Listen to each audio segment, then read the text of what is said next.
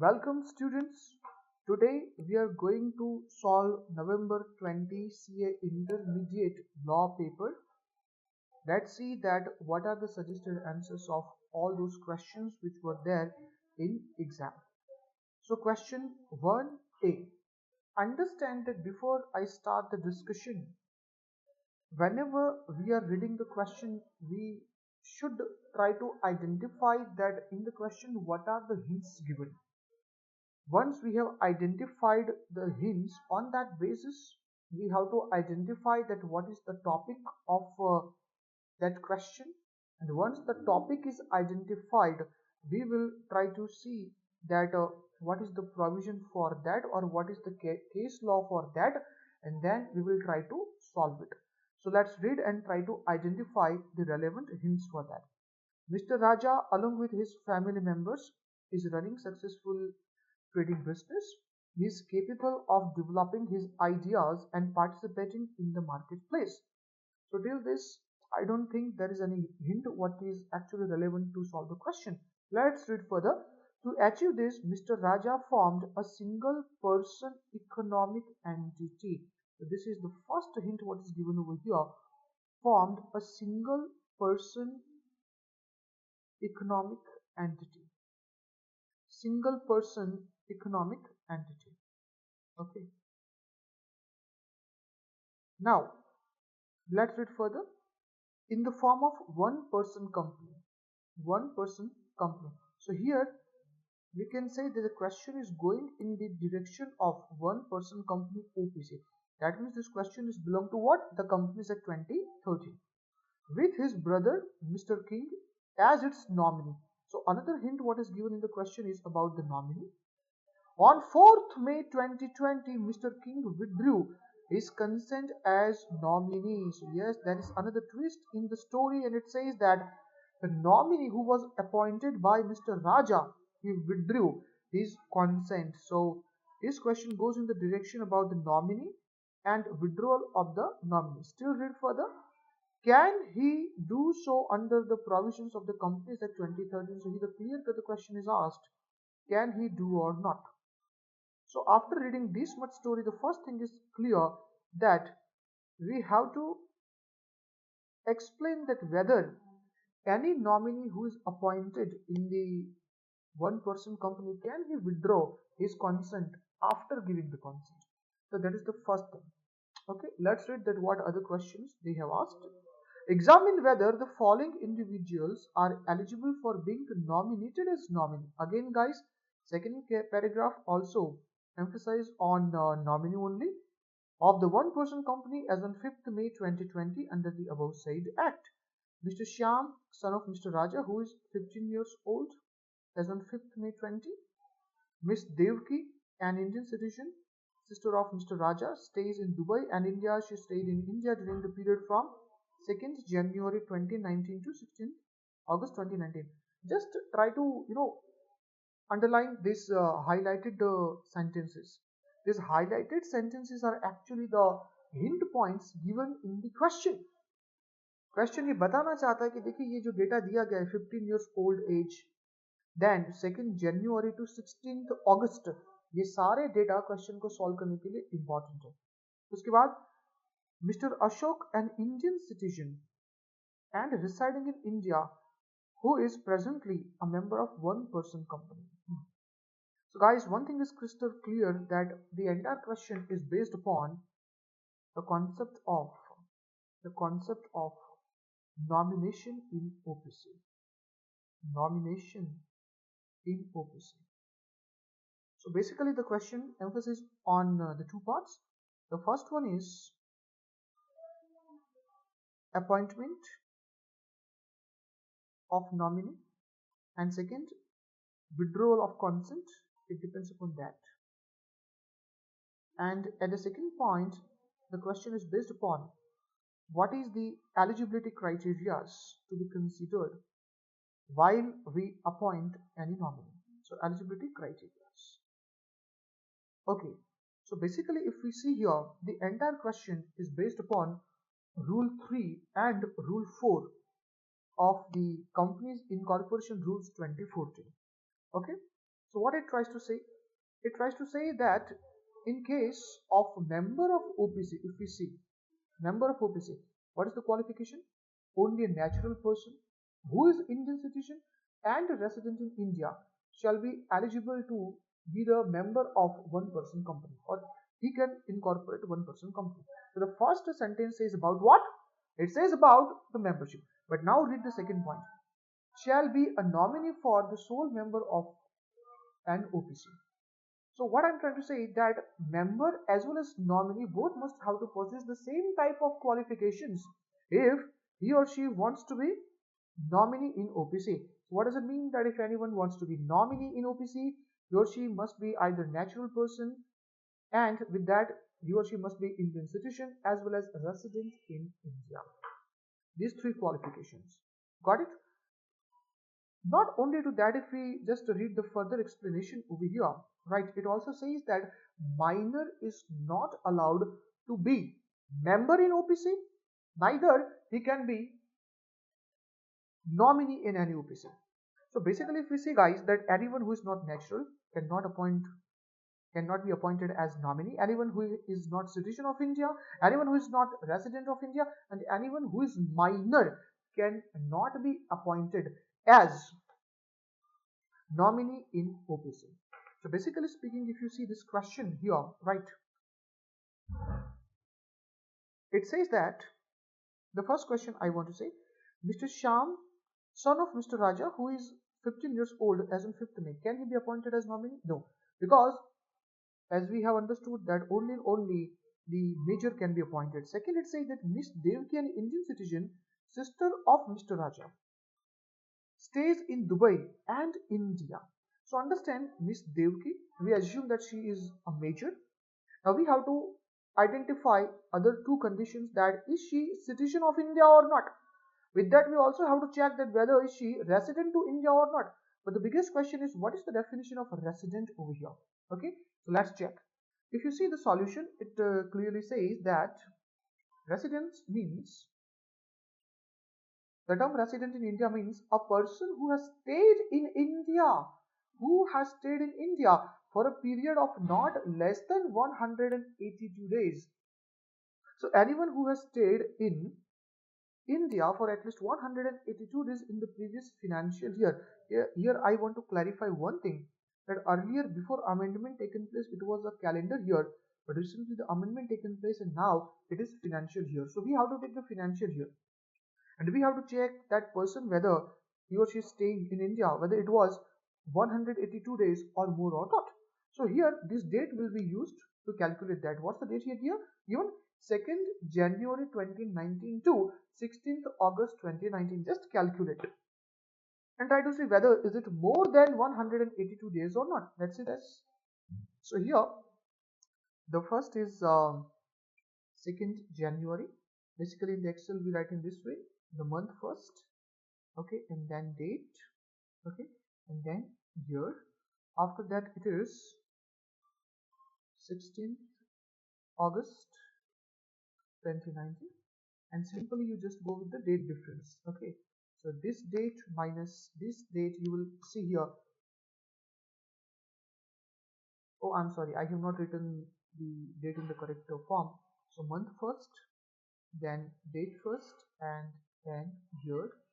So let's see how many days are there. So here the number of days are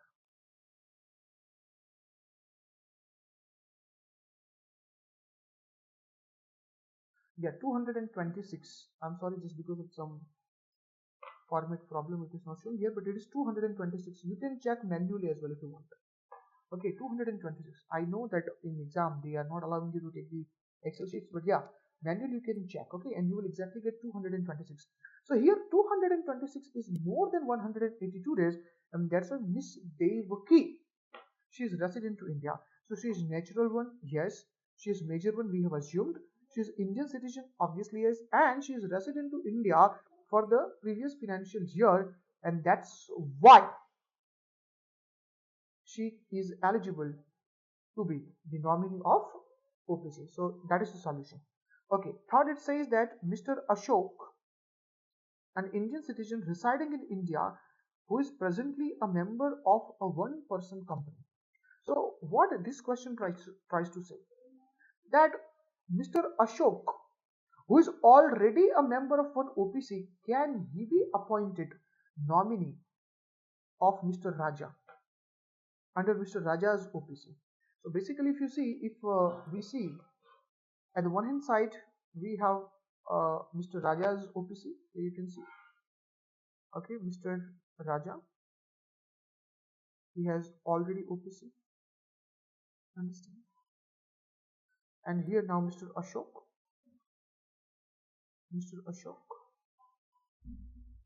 who is proposed to be nominee of Mr. Raja's OPC, but who is already member of another OPC. Now, do you know where is the confusion? The confusion here is, what if Mr. Raja passed away? So we all know that in the case of the death of the member of OPC, automatically nominee becomes new member. So in the case of demise of Mr. Raja, automatically Mr. Ashok will become member of OPC. So at the same time, he will be the member of two OPCs in case this death happens. अगर mister राजा मर जाते हैं तो mister Ashok को राजा की OPC भी संभालनी पड़ेगी और अपनी खुद की ओपीसी भी संभालनी पड़ेगी, ये नौबत आएगी. अब दिक्कत क्या है? दिक्कत यह है कि law doesn't allow any member to hold more than one OPC at a time. Now here there is a confusion. अब वहां पे कंफ्यूजन शुरू होगा कि अब इस प्रॉब्लम को कैसे सॉल्व करें. इस क्वेश्चन को काफी स्मार्टली प्रिपेयर किया गया है. Then try to understand that at any point of time, if this situation arises, then what happens?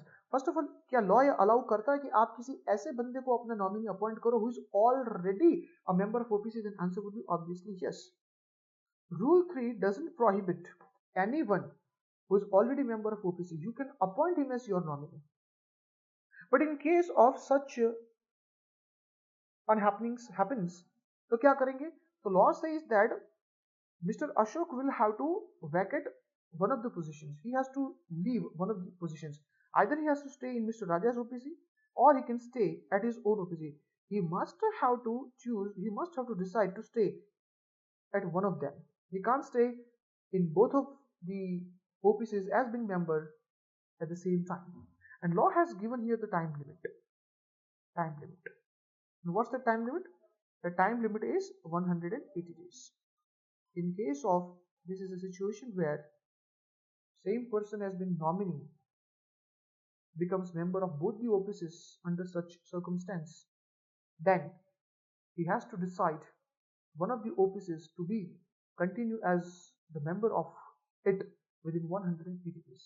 ठीक है, तो ये सॉल्यूशन आया यहाँ पे. ओके, तो ये तीन क्वेरी सॉल्व हो गई. अब यहाँ पे मेन क्वेश्चन ये था दैट कैन, यहाँ पे देखिए स्टोरी में it is written that can he do so under the provisions of the companies Act 2013. Means क्या करना था, उसने अपनी कंसेंट विड्रॉ कर दी. तो क्या ये पॉसिबल है लॉ के अंडर में? सो बात ध्यान रखिए, अगर हम नॉमिनी की बात करते हैं तो लॉ ये कहता है कि भाई नॉमिनी को अपॉइंट करने से पहले उसका रिटन कंसेंट चाहिए. पहली बात समझिए, without his written consent you can not appoint anyone as nominee, क्योंकि ये एक लायबिलिटी वाला काम है. ठीक है. नाउ दो तरीके से सोचना है कि member eight any time can remove nominee. अगर मेंबर को लगता है कि whosoever is appointed is not competent enough to carry on his business, he can remove him at any point of time. Not only to that, सिर्फ वो remove कर सकते हैं उतना नहीं. Now let's understand from whom? The nominee's perspective. Nominee can at any point of time withdraw his consent and can resign from OPC. वो OPC में से अपना नॉमिनेशन वापस खींच सकता है किसी भी टाइम पे, लेकिन उसको क्या करना होगा? He has to write, he has to give this withdrawal in written format. orally नहीं चलेगा, उसको राइटिंग में देना पड़ेगा. किसको देना पड़ेगा? दो पार्टीज को. सबसे पहला ओपीसी को, ठीक है, और दूसरा मेंबर को. ठीक है. After that another provision is there that a member must have to appoint another nominee, and that member has to inform the ROC that in place of Mr. this, now I have appointed another nominee. ऐसा पूरा formality आता है. ठीक है, कुछ forms वगैरह भरने पड़ेगा. तो गाइज ये था solution of our first question. ठीक है, तो क्या वो विड्रॉ कर सकता है? एब्सोल्युटली यस, वो विड्रॉ करेगा, लेकिन राइटिंग में उसको वो कंसेंट सबमिट करवा, वो अपनी विड्रॉल सबमिट करवानी पड़ेगी। After that minor can not be appointed. उसके बाद Devaki obviously yes, as she is eligible with all the conditions, she can be appointed as member, sorry, nominee in that OPC. And the last one is who is already member of another OPC. Yes, ऐसे बंदे को भी हम nominee appoint कर सकते हैं, लेकिन ध्यान रखिए जब ऐसा कोई टाइम आता है जहां पे एट द सेम टाइम दोनों जगह पे अगर वो मेंबर बन जाता है तो विद इन 180 डेज में उसको एक कंपनी को गिव अप करना पड़ेगा।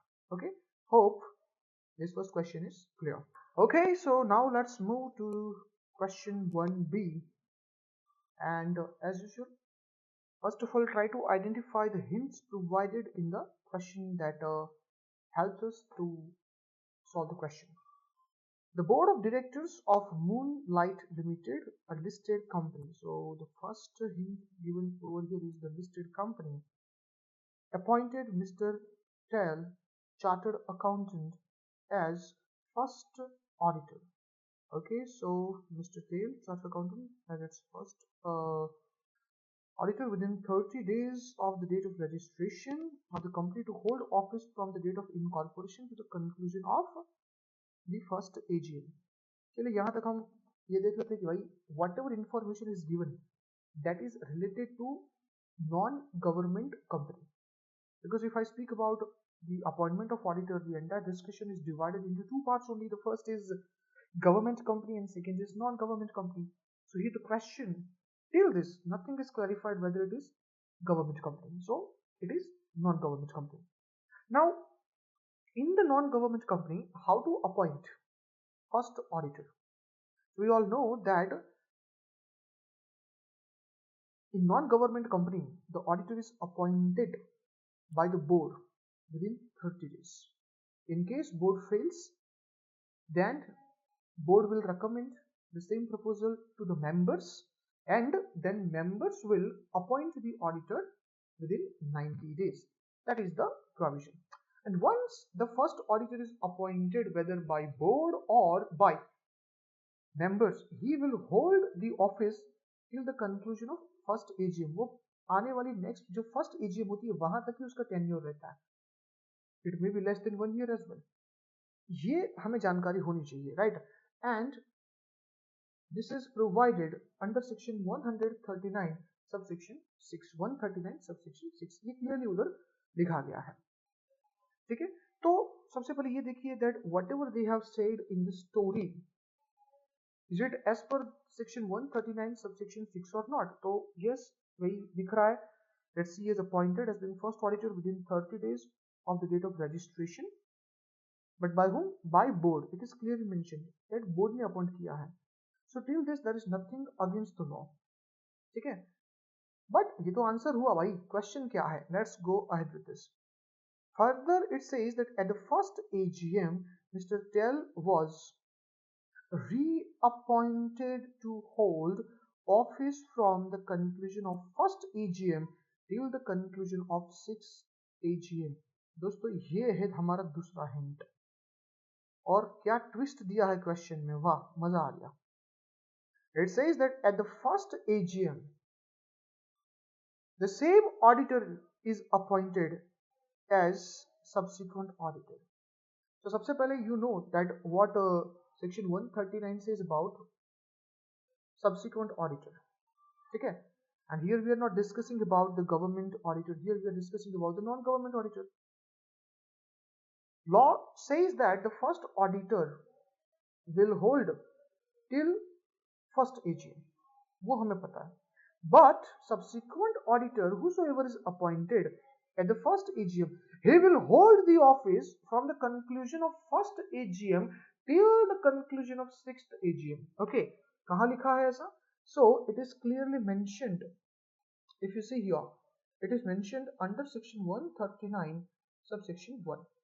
Okay, it says that every company shall at the first AGM appoint an individual or the firm as an auditor who shall hold office from the conclusion of that meeting till the conclusion of its sixth AGM. Guys, ये जो question है वो पूरी interpretation based है. जितना deep आपका interpretation होगा the more confidently you could have written the answers. Got it? So law clearly says that from conclusion of the first AGM till the conclusion of sixth AGM. What does it mean? Continuously 5 years the law has fixed. Continuously 5 years. You can't reduce that limit, you can't increase that. Okay, and that is also supported with section 100 and 39 subsection 139 subsection 2. It is clearly written that listed company as well as the other classified company shall appoint or reappoint an individual as the auditor for not more than, yes, it's written no listed company, so it is in the negative sentence. Okay, cannot be appointed more than one term of 5 consecutive years. Do you know what's the interpretation of this line? It means whenever we are appointing auditor, it will be continuously for the 5 years. That appointment cannot be more than 5 years. It cannot be for less than 5 years. It will be one term of consecutive 5 years. हम ना तो उसको घटा सकते ना बढ़ा सकते, ये सबसे पहले जानना जरूरी है. Because this entire question is framed on the basis of this interpretation only. So we don't have right to make this one term for 3 years or the 4 years. It will be exactly consecutive 5 years. The law ने खुद fix कर दिया है. And if you are a firm, then instead of one term, we have to go for the 2 terms. But again, the 2 terms of 5 years. 2 terms of 5 years. It cannot be less than 5 years. It cannot be more than 5 years. ठीक है? तो ये बात हुई. अब आगे question को पढ़ते हैं इंटरप्रिटेशन को समझने के बाद. So at the first AGM, Mr. Tell was reappointed to hold office from the conclusion of its first AGM till the conclusion of sixth AGM. Now, अब यहाँ पे थोड़ा सा confusion हो रहा है. What is the confusion? If you read section 139 subsection 1 subsection 2, so subsequent auditor one term के लिए अपॉइंट होगा, undoubtedly one term के लिए अपॉइंट होगा. ठीक है, subsequent auditor will be appointed for the 5 years. But it is not clarified that the same auditor who was the first auditor can be reappointed as subsequent auditor or not. Law यहाँ पे silent है. So that creates a lot of confusion in the minds of student कि भाई ये तो अब problem हो गया. Because Mr. Tell, if you see here, already he was the first auditor in the previous financial year. At the first AGM, he was proposed to be the regular auditor. Can he again continue for the 5 years? ये सबसे बड़ा सवाल है. अगर इस doubt को हम solve कर पाए तो हमें आसानी हो जाएगी. तो समझते हैं कि इंटरप्रिटेशन क्या कहती है. Okay, so just now we have understood section 139 subsection 1, 139 subsection 2. जब हम उसको पढ़ते हैं यहाँ पे, okay, one thing is crystal clear that first auditor can hold the meeting till first AGM 139 subsection 6. Second, in the subsequent auditor, whosoever is appointed, he will hold the office till the conclusion of the sixth AGM, which will start from the conclusion of first AGM. One term of consecutive 5 years. ये दो interpretation हुए हमारे. ठीक है? But nowhere in the law it is mentioned that the same first auditor cannot be reappointed for the subsequent auditor. Now वहाँ पे एक doubt रहेगा. Doubt क्या होगा? But suppose he has already worked for 6 months. Okay, and now in 6 months as what? As first auditor. And again you are appointing him for the 5 years term. So sir, don't you think here it is total term is more than 5.5 years? But law तो ये कहता है ना that auditor can be appointed for one term of 5 consecutive years. That is the interpretation. At a time वो 5 साल के लिए ज्यादा अपॉइंट हो ही नहीं सकता. ये इंटरप्रिटेशन हुआ. Understand guys. Who said कि एक auditor cannot be appointed for more than 5 years. Law doesn't say that. Law does not use any language which clearly restrict the auditor from the appointment of more than 5 years. Nowhere it is mentioned. If you read the lawful language with the interpretation, क्या interpretation होता है समझ क्या? First auditor can be appointed who will hold the office till first AGM. Subsequent auditor will be appointed who will hold the office from conclusion of first AGM till conclusion of sixth AGM. ये पूरा interpretation हुआ. Where it is mentioned that both of the auditors cannot be the same person. Law doesn't say like that. Second thing, nowhere it is mentioned that if the total tenure is going more than 5 years, then auditor is disqualified. If you read the entire section 139, read with the rules of the Companies Act, nowhere it is mentioned that an auditor cannot work for more than 5 years term. Indirectly, I want to say that there are a lot of circumstances where the same auditor can work in the classified companies, in the listed company, even for more than 5 years. How? पहला तो ये situation आ गया. Over here, answer would be absolutely yes. Mr. Tail can be appointed as subsequent auditor for the 5 years, and that's why this appointment is valid. There is no any problem. There is no any problem. Okay, if you have doubt ki what's the another circumstance where the auditor can continue for more than 5 years in the classified companies.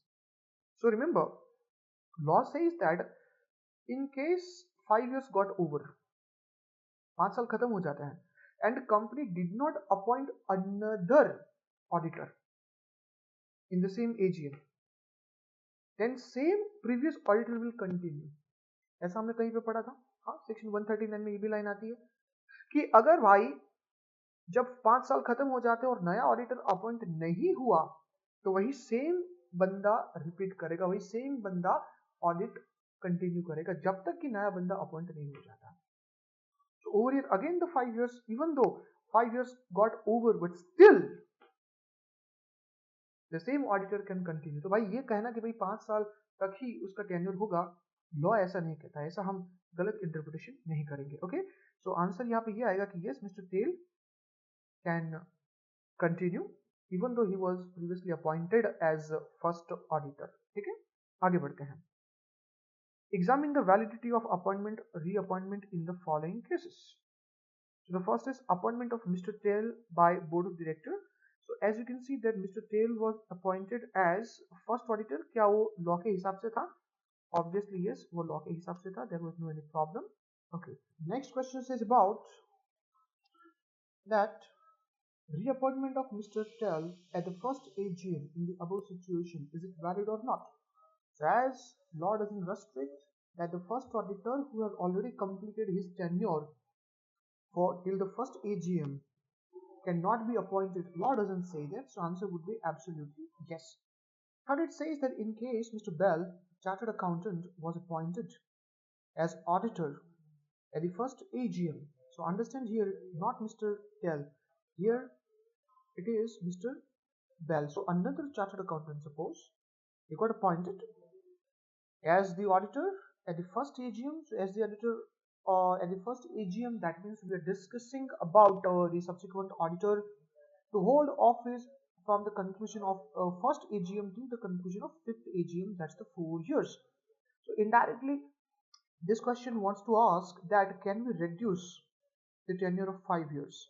So just now we have understood the law clearly says that one tenure of consecutive 5 years, no one has any right to reduce that, no one can increase that, no one can reduce that. So in a nutshell guys, if you are appointing any auditor for 4 years, automatically it becomes invalid. It's not as per section 139.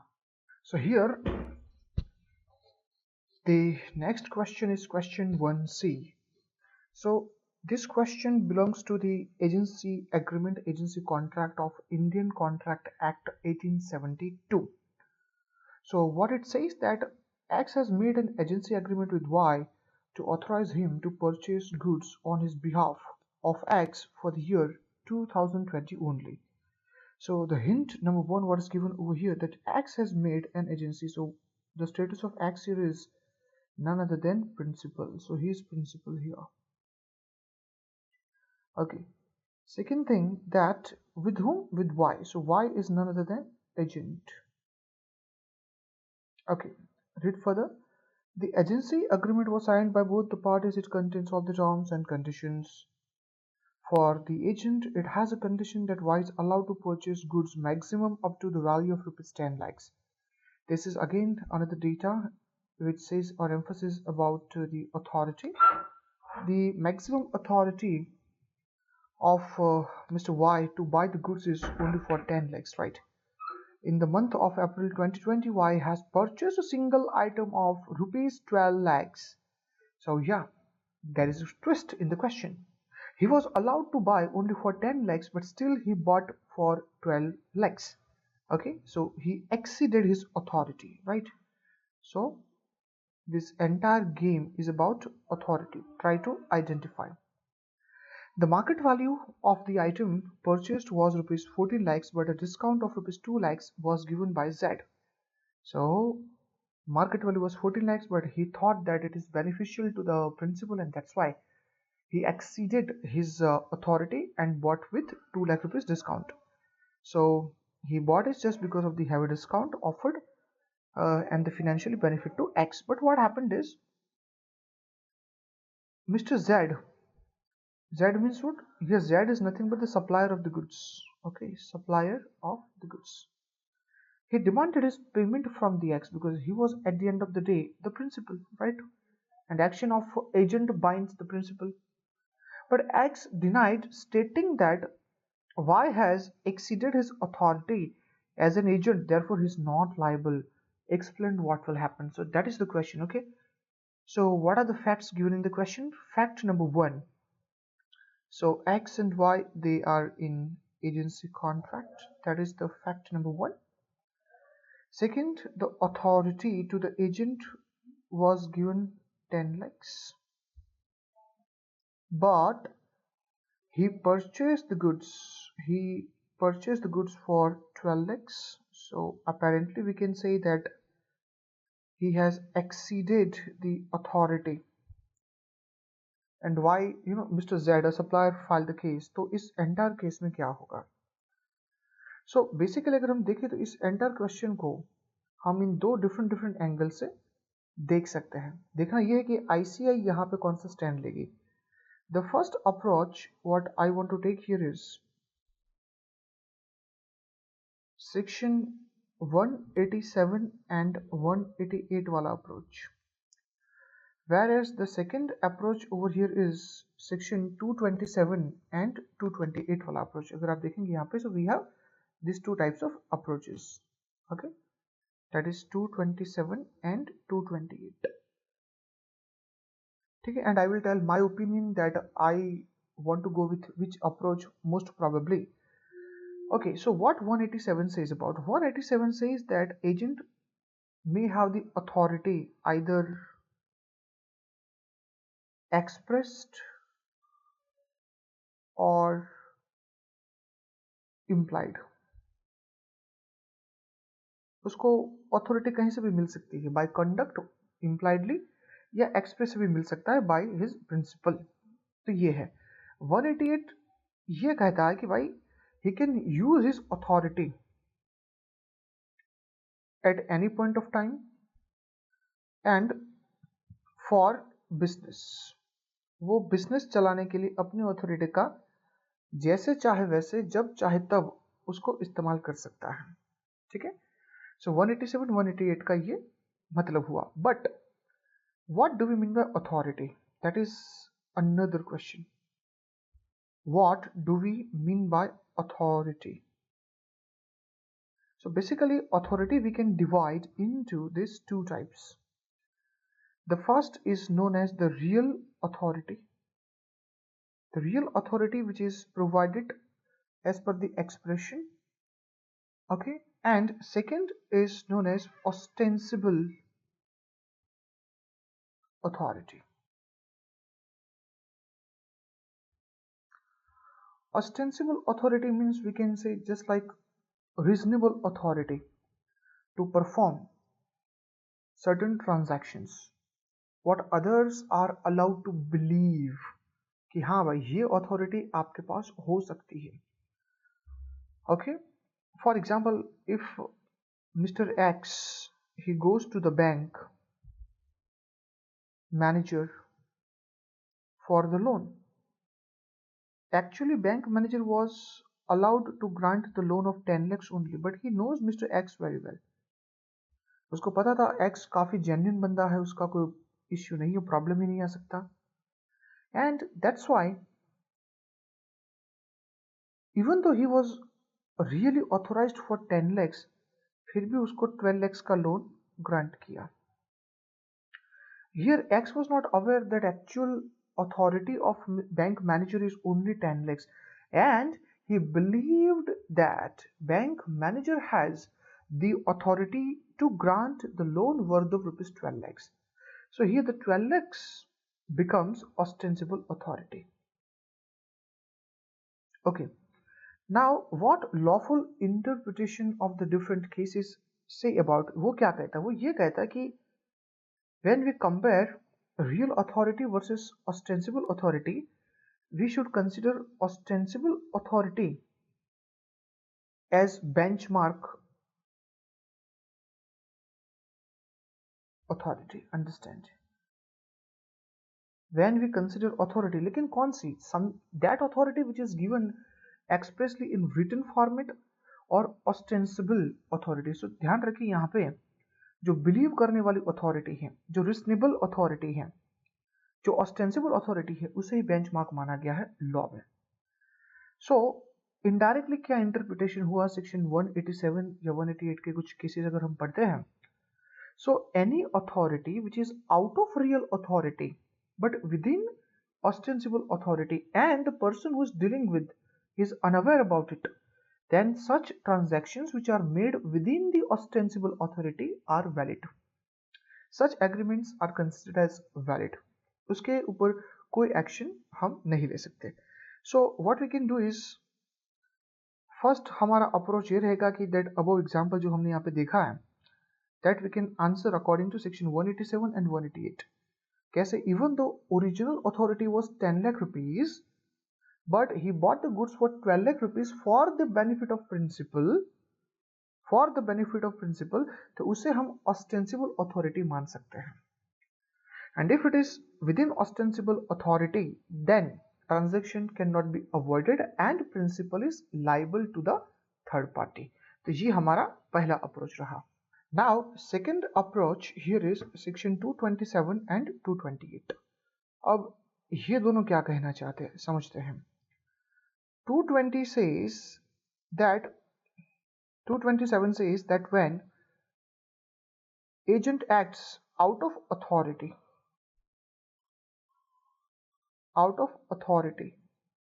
and transaction is separable, contract is separable, then what are the consequences? 228 says that when agent acts out of authority and transaction is not separable, then what will happen? Transaction is not separable, then what will happen? So according to section 227, if agent has acted out of authority, again I want to tell you, out of authority means which authority we should consider. So here authority will always be none other than but ostensible. That's the benchmark. We don't consider real authority as authority here. ठीक है? तो अगर transaction separable है, then principal is liable only for authorized transaction and he is not liable for unauthorized transaction. For example, one principal told his agent that get the insurance of all the computers of the factory. जितने भी computers है factory के या उस company के, उन सभी का इंश्योरेंस करवा दो. But agent was over smart. Even the principal did not give permission, फिर भी उसने गुड्स का भी इंश्योरेंस करवा लिया. Was it needed? Was it asked? Answer is no. But still he did. So over here, principle is okay. First of all, understand this transaction. Here, insurance of goods is separable from the insurance of computers. So if agent has paid the premium of both goods as well as computer, principal is liable for authorized transaction only, authorized authority only, and that is none other than computers. Principal is not liable for any promise made for the goods. तो वो उसके लिए liable नहीं होगा, ये section 227 में जाएगा. But what 228 says? 228 says that when agent acts out of authority and the transaction is not separable, then principal is not liable at all. Principal is not liable at all. वो liable ही नहीं रहेगा. वो liable ही नहीं रहेगा. Now doubt ये आएगा कि तो इसमें बात क्या है. ठीक है, सेक्शंस तो यहाँ पे पूरी तरीके से जा रही है. Now try to understand this example what is given in the question. यहाँ पे जो पूरा केस दिया गया है वो हम दोनों तरीके से ले सकते हैं. अगर हम 187 या 188 के अप्रोच से जाते हैं तो हम ये अज्यूम कर सकते हैं कि mister x has ostensible authority to buy the goods over and above the real authority. So if he is buying for 12 lakhs rupees, the transaction is valid and principal is liable to the supplier and that is Z. तो ये हमारी एक answer रह सकती है. But if we go with section 228, read with 227, तो सबसे पहले हम ये भी ले सकते हैं कि this entire transaction is not separable because it is clearly written here that Mr. Y has bought single item. देखिए यहाँ पे लिखा हुआ है single item of 12 lakh rupees. अगर सिंगल आइटम है तो वो ट्रांजेक्शन सेपरेबल नहीं हुआ. अब सबसे बड़ी दिक्कत ये है कि question is silent on this matter that whether transaction is separable or not separable and this 12 lakh rupees is ostensible authority or not. ये भी क्वेश्चन में नहीं दिया गया.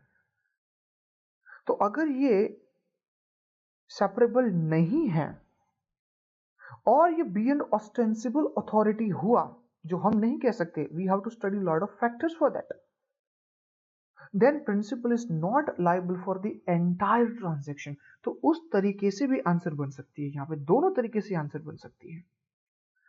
सो if we go with the first approach, ostensible authority हम believe कर सकते हैं कि भाई यस उसको 12 लाख से बाय करने का ऑस्टेंसिबल अथॉरिटी है, then the principal is liable to third party, and just because of this exceeding the authority, if the principal had to suffer any losses, then he can definitely recover from his agent. तो वो एक internal treatment रहा, internal matter रहा. But यहाँ पे दोनों answers possible है. 227 228 से भी हम जा सकते हैं by taking that it is not separable transaction, and that's why principal is not liable. But as the question doesn't provide more clarity about, हम कुछ कह नहीं सकते. दूसरा अप्रोच ये भी हो सकता है कि yes we consider that as the ostensible authority and principal is liable to a third party, and whatever cost or loss is caused to the principal वो एजेंट से लेगा. Now question is, इन दोनों अप्रोच में से best approach कौन सा है? So according to me the most probable approach what I want to take here is section 187 188. It sounds more reasonable, more probable. Okay, next question is question 1D. So what it says that state with reasons whether each of the following instruments is an inland instrument or a foreign instrument as per the Negotiable Instruments Act 1881. भाई यहाँ पे जो sections ली गई है वो है section 11 and section 12. ठीक है, इन दो sections में से question लिया गया है. Okay, section 11 and section 12 इन दोनों में से लिया गया है. ठीक है, so what 11 and 12 says about, आइए उसको थोड़ा समझ लेते हैं. So this is what's the definition of 11 and 12.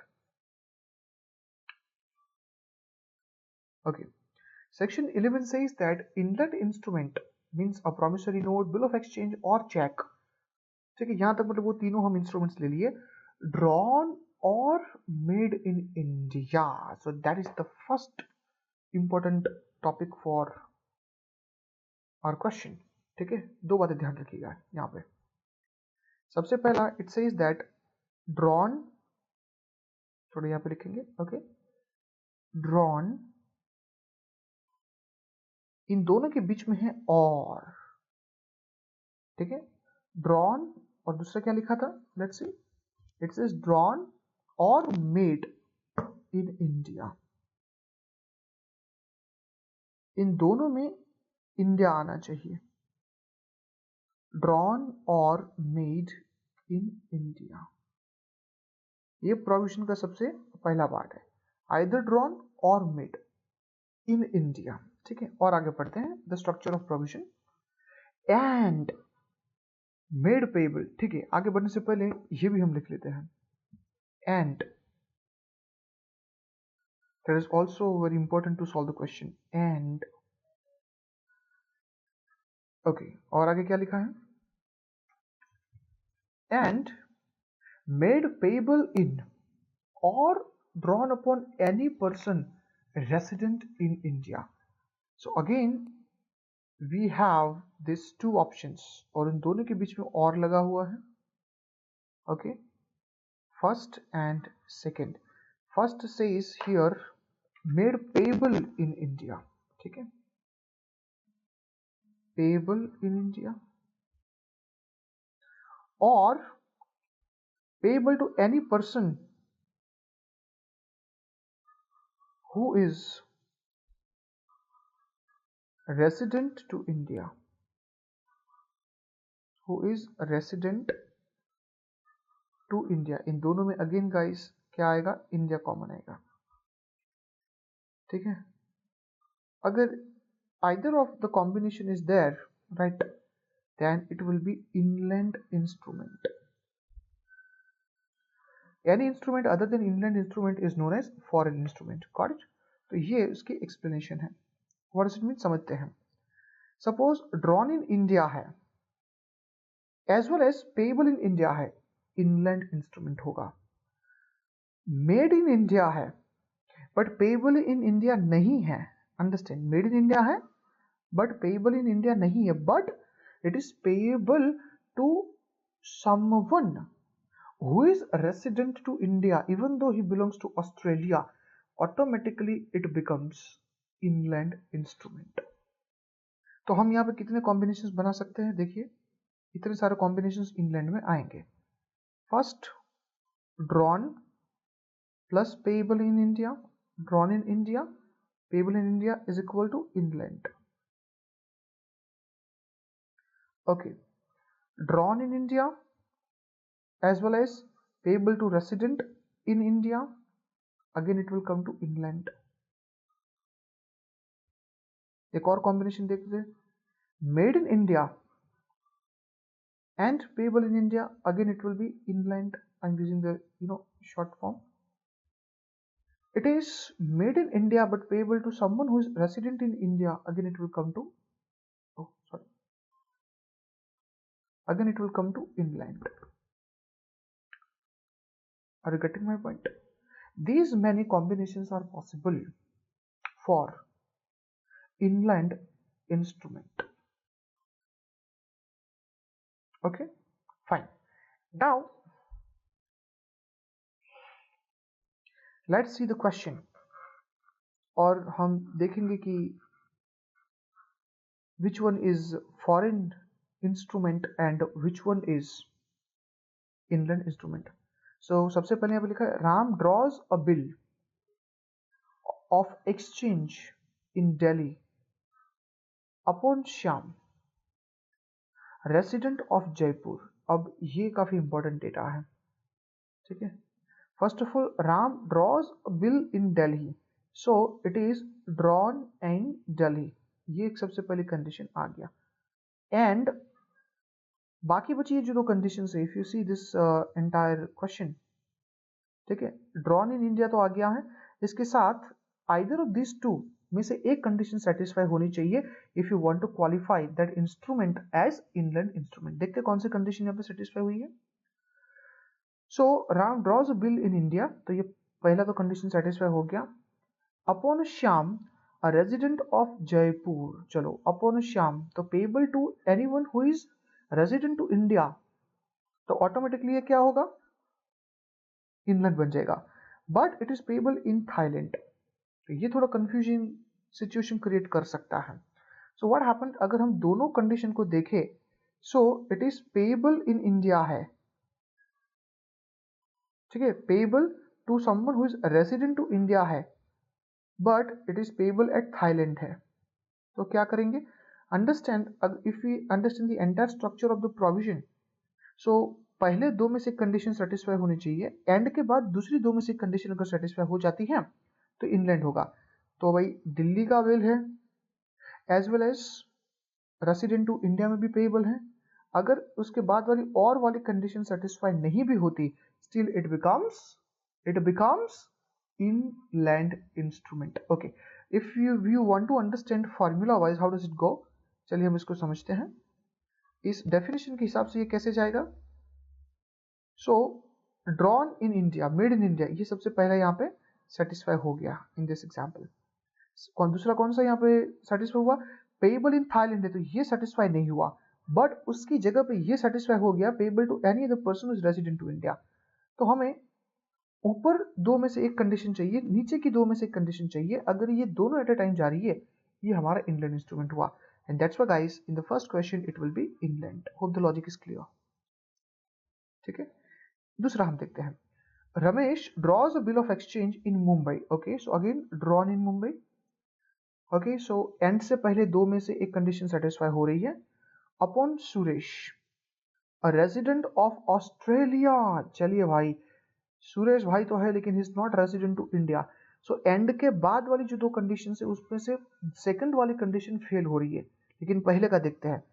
To be payable in Chennai, चलिए मतलब क्या हुआ यहाँ पे, drawn in India plus payable in India even though the person is not resident to India, again दोनों कंडीशंस यहाँ पे सेटिस्फाई हो रही है आइदर ऑफ में, ये हमारा इनलैंड इंस्ट्रूमेंट जाएगा। ओके, अब डेफिनेशन देख लो, ठीक है। आफ्टर दैट क्या कहते हैं, Ajay drawers a bill of exchange in California, चलो भाई एक्सचेंज ड्रॉ ही यहाँ पे कैलिफोर्निया में किया है। जब आप कैलिफोर्निया में ड्रॉ करते हो, व्हेन इंस्ट्रूमेंट इज मेड और drawn in other than India country, automatically it becomes foreign instrument. आगे पढ़ो ना पढ़ो कोई फर्क नहीं पड़ता, लेकिन देखते हैं। अपन विजय रेसिडेंट ऑफ जोधपुर, अरे भाई अब वो रेसिडेंट ऑफ जोधपुर है या ना है, क्या फर्क पड़ता है, and accepted to be payable in Kanpur after 6 months। So what is happening, you understand, अगर हम पूरा फॉर्मूला देखें तो ब्लैंक और ब्लैंक, उसके बाद एंड है, उसके बाद एक और ब्लैंक है, उसके बाद एक और है, एक ब्लैंक, ये हमारा पूरा फॉर्मूला है क्वेश्चन का, उस प्रोविजन का, am I right. So what is happening in this question, पहले जो कंडीशन में से एक होना चाहिए, पहले दो ऑप्शंस में से एक होना चाहिए, वो दोनों में से एक भी सेटिस्फाई नहीं हो रही है, एंड ओवर हियर बाकी की दो कंडीशन सेटिस्फाई हो रही है। In this situation it doesn't become inland, it becomes foreign only, ठीक है। और आगे बढ़ते हैं, Mukesh drawers a bill of exchange इन लखनऊ, ठीक है भाई, ड्रॉज इन लखनऊ, तो अगर हम अगेन उसी हिसाब से जाए यहाँ पे ब्लैंक और ब्लैंक, उसके बाद एंड ब्लैंक और ब्लैंक, तो भाई first condition is getting satisfied. Okay, upon Dinesh resident of China, so यहाँ पे ये बंदा चाइना का है, resident of China, second condition satisfy नहीं हो रही है, and accepted to be payable in China, so again dear payable in China, तो ये कंडीशन भी सेटिस्फाई नहीं हो रही है। हमें तो ये देखना है कि इन दोनों में से कोई भी एक कंडीशन सेटिस्फाई हो, और इन दोनों में से कोई एक कंडीशन सेटिस्फाई हो, then it becomes inland, otherwise it's foreign. So again dear the fourth one is also foreign, तो ये फॉरेन है, ये फॉरेन जाएगा, ये इनलैंड है और ये इनलैंड होगा। This is the solution. Okay भाई, ये पढ़ते हैं क्वेश्चन 2A, क्या कहता है ये कि भाई authorise share capital of SSP limited is ₹5 crores divided into 50 lakhs equity shares of ₹10 each। आइए पहले नोट कर लेते कि भाई हमारा डेटा क्या दिया है। देखिए डेटा ही क्वेश्चन में सब कुछ होता है, तो ऑलवेज आई रिकमेंड कि आप सबसे पहले डेटा लिख दीजिए, वहीं से हिंट मिलता है। ठीक है, तो भाई ऑथोराइज्ड कैपिटल कितना है उसको हम सबसे पहले समझेंगे। ठीक है, ऑथोराइज्ड कैपिटल क्या लिखा है, 50 lakhs equity shares multiply by 10 is equal to 5 crores। सो 50 lakhs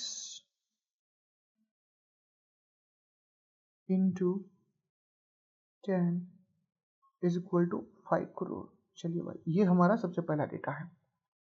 आगे बढ़ते हैं, क्या लिखा है, the company issued 30 lakhs equity shares for subscription which was fully subscribed.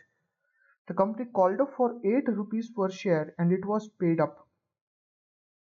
Later on the company proposed to reduce the nominal. Okay, उसको हम बाद में पढ़ते हैं, लेकिन ये समझते कि पेड अप कितना है।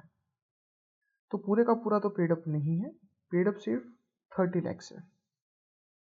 So 30 lakhs shares, but whole 10 rupees is not paid up or called up, सिर्फ 8 ही कॉल अप किए हैं। So as of now paid up कितना हुआ, 8 hens are 3, so 2.4 crores।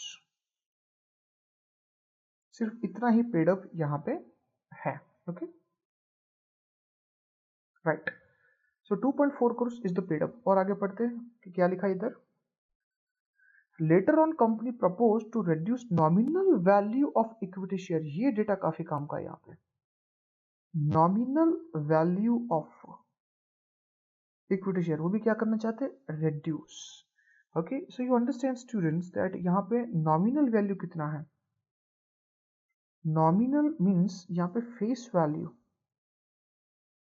पर शेयर जो है दैट इज ₹10, राइट, पर share.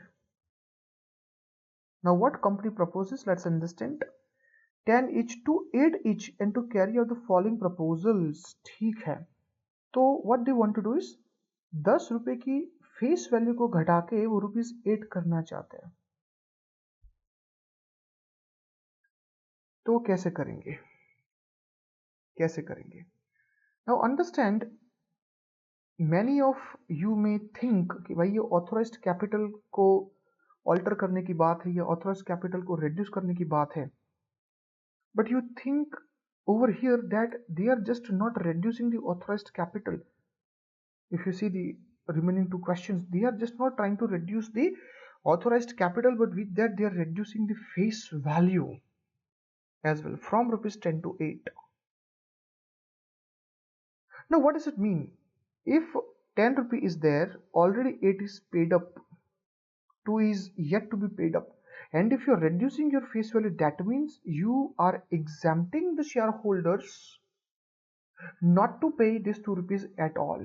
You are exempting them from their liability. So it is a bit serious matter for the company's existence. Are you getting my point? So over here, this is not the simple alteration, but rather this question belongs to the topic of capital reduction. Capital reduction. Why does capital reduction? हम समझेंगे, ठीक है? Okay, but before I start discussing the capital reduction topic, let's see that what the other two proposals they want to say. Carry out the following proposals. The first, it says that reduction in authorized capital from ₹5 crore divided into 50 lakhs equity shares of ₹10 each to ₹4 crore divided into 50 lakhs equity shares of ₹8 each. So what will be the new authorized capital? Understand, it will be 50 lakhs shares. Earlier it was 10 rupees, but now you're reducing the nominal value, it is 8. So answer will be 4 crores. Okay, no doubt you are reducing the authorized capital, but what is the challenging data over here is you are decreasing authorized capital just not by reducing authorized data, but you are reducing the nominal value as well. That makes the entire question more challenging. Because I have seen यहाँ पे गलती ये हो सकती है कि many students may write only and only The process to change the authorized capital, simply pass ordinary resolution, change the memorandum, and game over.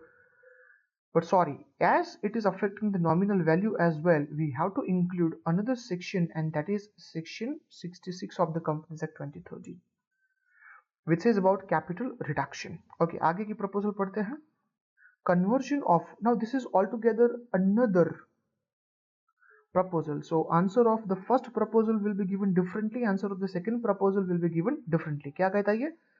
Conversion of 30 lakhs partly paid up equity shares of rupees 8 each to fully paid up equity shares of rupees 8 each. मतलब क्या हुआ? जो 30 lakhs shares थे हमारे पास, on which already 8 rupees are paid up. Okay.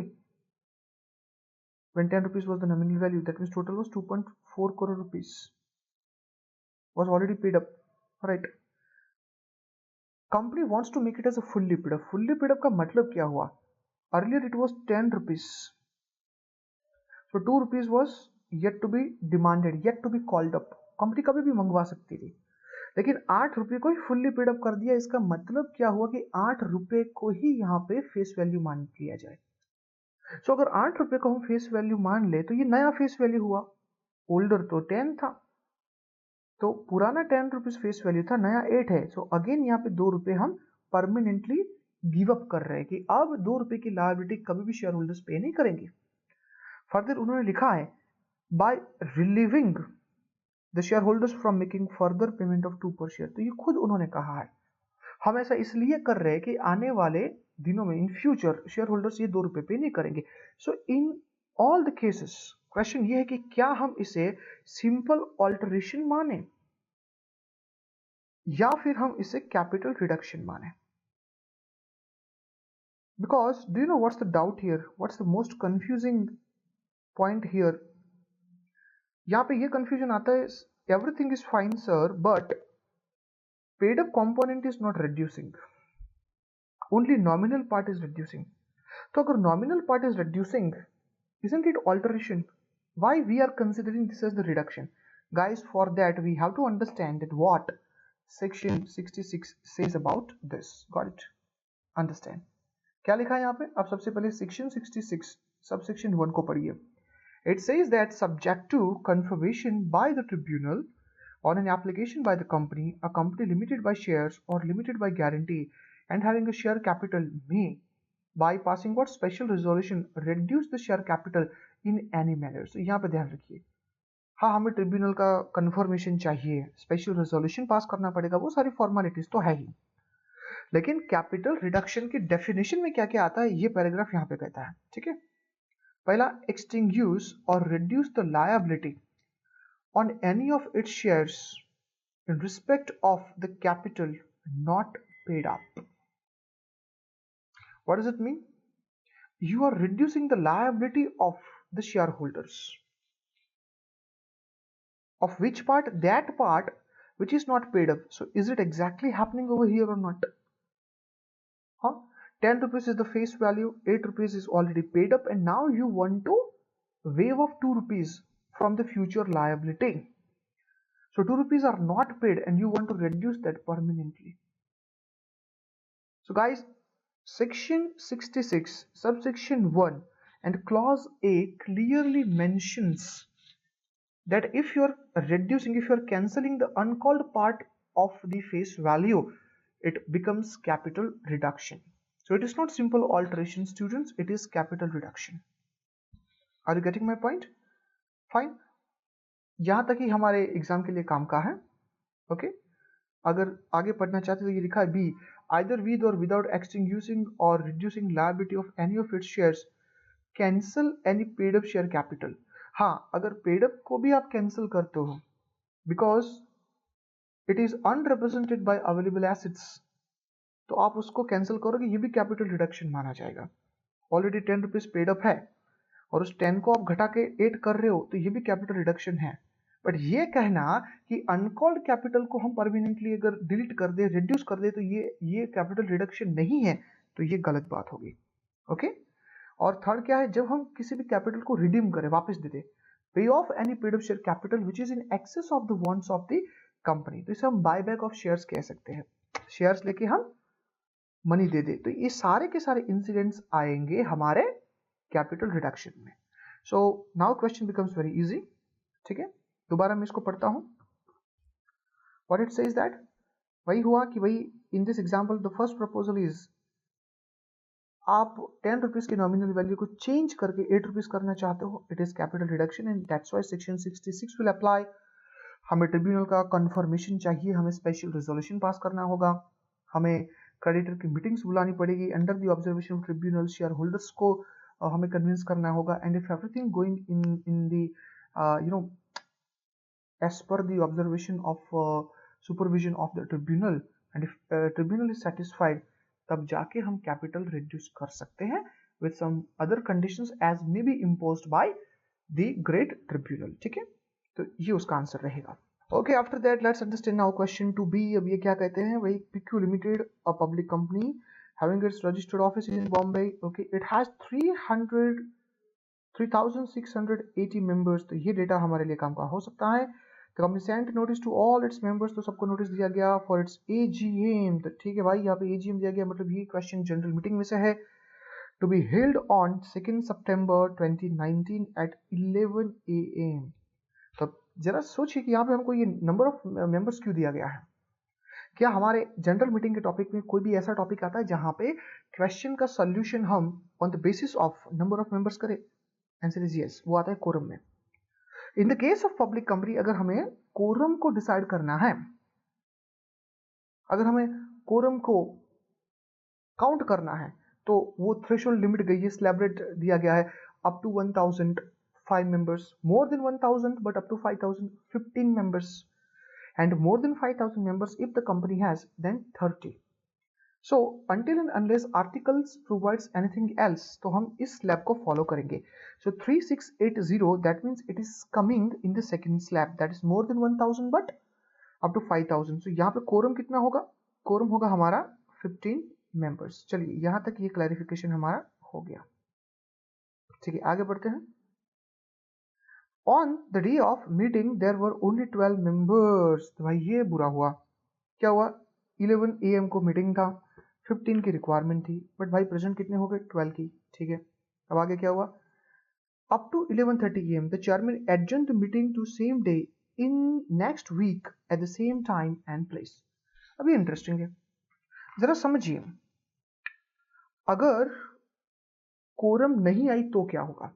Law क्या कहता है यहाँ पे? तो अगर हम सेक्शन 103 को पढ़े तो ये सिंपली ये कहता है कि quorum must be present within half an hour of the scheduled meeting.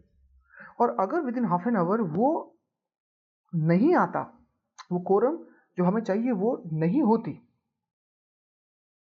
तो मीटिंग एडजॉर्न हो जाएगी। कहाँ हो जाएगी? Same time same place same day, लेकिन नेक्स्ट वीक वो हो जाएगा। तो क्या हमारे चेयरमैन साहब ने वो किया है? हम पढ़ लेते हैं। तो क्या लिखा है उन्होंने ये लिखा है 12 members personally present up to 11 AM, the chairman adjourned the meeting to the same day in the next week at the same time and place। तो भाई यहाँ पे बताइए, क्या चेयरमैन साहब ने सही किया? हाँ सही किया है। लॉ भी तो यही कहता है कि अगर हाफ एन आवर में बंदे नहीं आए, आप इसको एडजर्न कर दो, नेक्स्ट वीक में सेम वेन्यू सेम प्लेस वगैरह, ठीक है। So till this there is no any problem. Let's read further what it says that on the day of adjourned meeting only 10 members were personally present। that is the twist in the question here again। in the adjourned meeting there was no proper quorum। अब क्या होगा? we needed 15 but again in the adjourned we could not make it up to 15। now what will happen? इसके बारे में 103 क्या कहता है? यहाँ पे 103 ये कहता है कि in adjourned meeting if again the quorum could not be met then any number is present, जितने भी लोग आए हैं वही कोरम माने जाएंगे, no matter whether it is up to the quorum or not। so guys यहाँ पे ये होगा that in the adjourned meeting if only 10 members were present then that 10 members will be considered as the quorum even though they are less than 15 and they can continue and they can pass the decisions। आगे क्या लिखा है? The chairman initiated the meeting after 11:30 AM and passed the resolution। तो भाई कुछ भी गलत नहीं किया, लॉ सिंपल बात बोलता है। अगर एडजर्न मीटिंग में भी कोरम नहीं आया तो जितने भी बंदे प्रेजेंट है आप उसी को ही मेंबर्स मान के अपने डिसीजंस पास करवा लो as per the agenda. Comment whether the AGM conducted after adjournment is valid or not as per the provisions of the section 103 of the Companies Act 2013. तो भैया यहाँ पे जरा भी घबराने की बात नहीं. एब्सोल्युटली यस, जो भी किया गया एज पर द लॉ किया गया, एज पर 103 किया गया है. चेयरमैन का कोई गलती नहीं था. Got it? Okay. Now what would be your answer in the above case if PQ Limited is a private company? ठीक है, so try to understand. ये हमारा पूरा 103 था जो हम पढ़े यहाँ पे. ओके, सो ये स्लैबरेट वाली बात है. लॉ यहाँ पे कहता है कि in case of private company we don't require 5, 15 और 30, we require only and only 2 members personally present and game is over. So if it was a private company, at even the first meeting before adjournment there were 12 members which is more than 2. तो भाई हमें meeting adjourn करने की जरूरत ही नहीं थी. We could have conducted our decisions. Okay. Now let's go to question 2C. Okay. Again it is Companies Act. क्या कहता है समझते हैं. So H Limited acquired 10% paid up share capital of H Limited on 15th March 2017. ठीक है. तो भाई company ने किसी कंपनी में इन्वेस्ट कर दिया. तो यहाँ से कुछ ज्यादा डेटा नहीं है. हाँ इतना याद रखिएगा भैया 10% उसने इन्वेस्ट किया है. Later on, H Limited acquired 55% paid up share capital of S Limited. क्या बात है भाई. पहले S ने 10% का इन्वेस्ट किया. Later on, H Limited ने उसी S Limited के अंदर 55% का इन्वेस्टमेंट कर दिया. But now this data is very important because now H Limited becomes holding company and S Limited becomes subsidiary company. Are you getting my point? ये subsidiary हो गया और ये क्या हो गया हमारा होल्डिंग कंपनी. ओके, आगे बढ़ते हैं. क्या लिखा है. ठीक है, होल्डिंग कंपनी की डेफिनेशन हम सबको मालूम ही होगी, right. When any company acquires more than half of the voting power of another company then such controller companies holding and controlled companies known as subsidiary. या H Limited on 25th September 2020 decided to issue bonus shares in the ratio of 1:1. तो देखिए बात यह है कि अब holding company bonus share issue कर रही है. Okay, in the ratio 1:1 to the existing shareholders. Accordingly, bonus shares were allotted to S Limited, examined under the provisions of the Companies Act 2013 and decide क्या होगा. Okay, तो यहाँ पे सबसे पहले ये जानिए कि किसने बोनस शेयर इश्यू किया है. किसने? तो लॉ एक यहाँ पे क्वेश्चन में लिखा है एच लिमिटेड ने इश्यू किया है और एच लिमिटेड को भी दिया गया है शेयर्स. तो यहाँ पे फ्लो ऑफ शेयर समझिए, ये डेटा काफी इंपॉर्टेंट है. How the flow of data is going on. Okay, तो एच लिमिटेड ने यहाँ पे बोनस इश्यू किया और some portion was given to S limited. क्या ये वैलिड है या नहीं? ठीक है, तो द क्वेश्चन इज वही पूछता है कि the validity of holding of the shares by S limited in H limited and allotment of bonus shares by H limited to S limited. If you are thinking what's the wrong in that, so guys, I want to tell you there's a lot of things what is wrong. This question is based upon section 19 और section 19 क्या कहता है? Section 19 clearly says here that once the holding and subsidiary relation is established, then subsidiary company is strictly prohibited to get further more shares of its holding company. There is prohibition. I'm not saying about the restriction, it is clear-cut prohibition. So holding company shall not transfer any shares to S Limited, that means subsidiary, and holding company will not allot any shares to subsidiary. Okay, let's see what section 19 says about this. So here section 19 says that no company shall either by itself or through its nominees hold any shares in its holding company. That means subsidiary company cannot hold any shares in holding company. Neither it shall allot or transfer its shares to any of its subsidiary. तो holding share को allot भी नहीं करेगा और transfer भी नहीं करेगा. and any such allotment or transfer of shares of a company to its subsidiary shall be considered as void। तो भाई इसी पैराग्राफ में ये पूरा कहानी आ गया, ठीक है।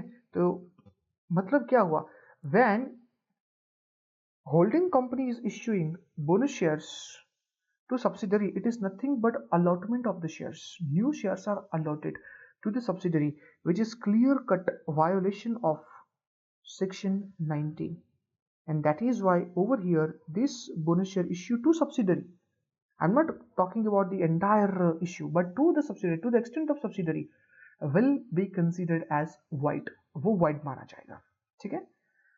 तो ये सेकंड का आंसर हो गया, allotment of bonus shares by H limited to S limited void माना जाएगा अकॉर्डिंग टू सेक्शन 19। लेकिन ये क्वेश्चन क्या कहा कि the validity of holding of shares by S limited in H limited.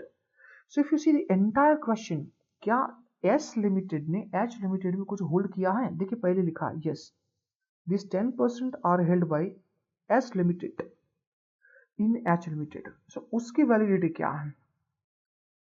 So once holding becomes holding company, are these shares automatically become nullified? क्या वो null हो जाएगा? Answer is no. Why? Because section 19 has certain exceptions. I will not discuss all the exceptions, वो तो class work की बात है, लेकिन ये third exception आप पढ़िए। It says that where the subsidiary company is a shareholder even before it becomes subsidiary company of the holding company, then such holding will be valid. तो ये holding valid मानी जाएगी। It won't be nullified, it won't be void, it will be valid. But remember, on these holding, subsidiary company doesn't deserve any voting rights. उसको कोई voting rights नहीं मिलेगा, ठीक है। बस ये बात आप ध्यान में रखिए। So that was about question number 2। कौन सा था भाई? C, ठीक है। Now let's understand the next question, and that is question 2D1. It says about Mr. CB was invited to guarantee an employee, Mr. BD, who was previously dismissed for dishonesty by the same employer।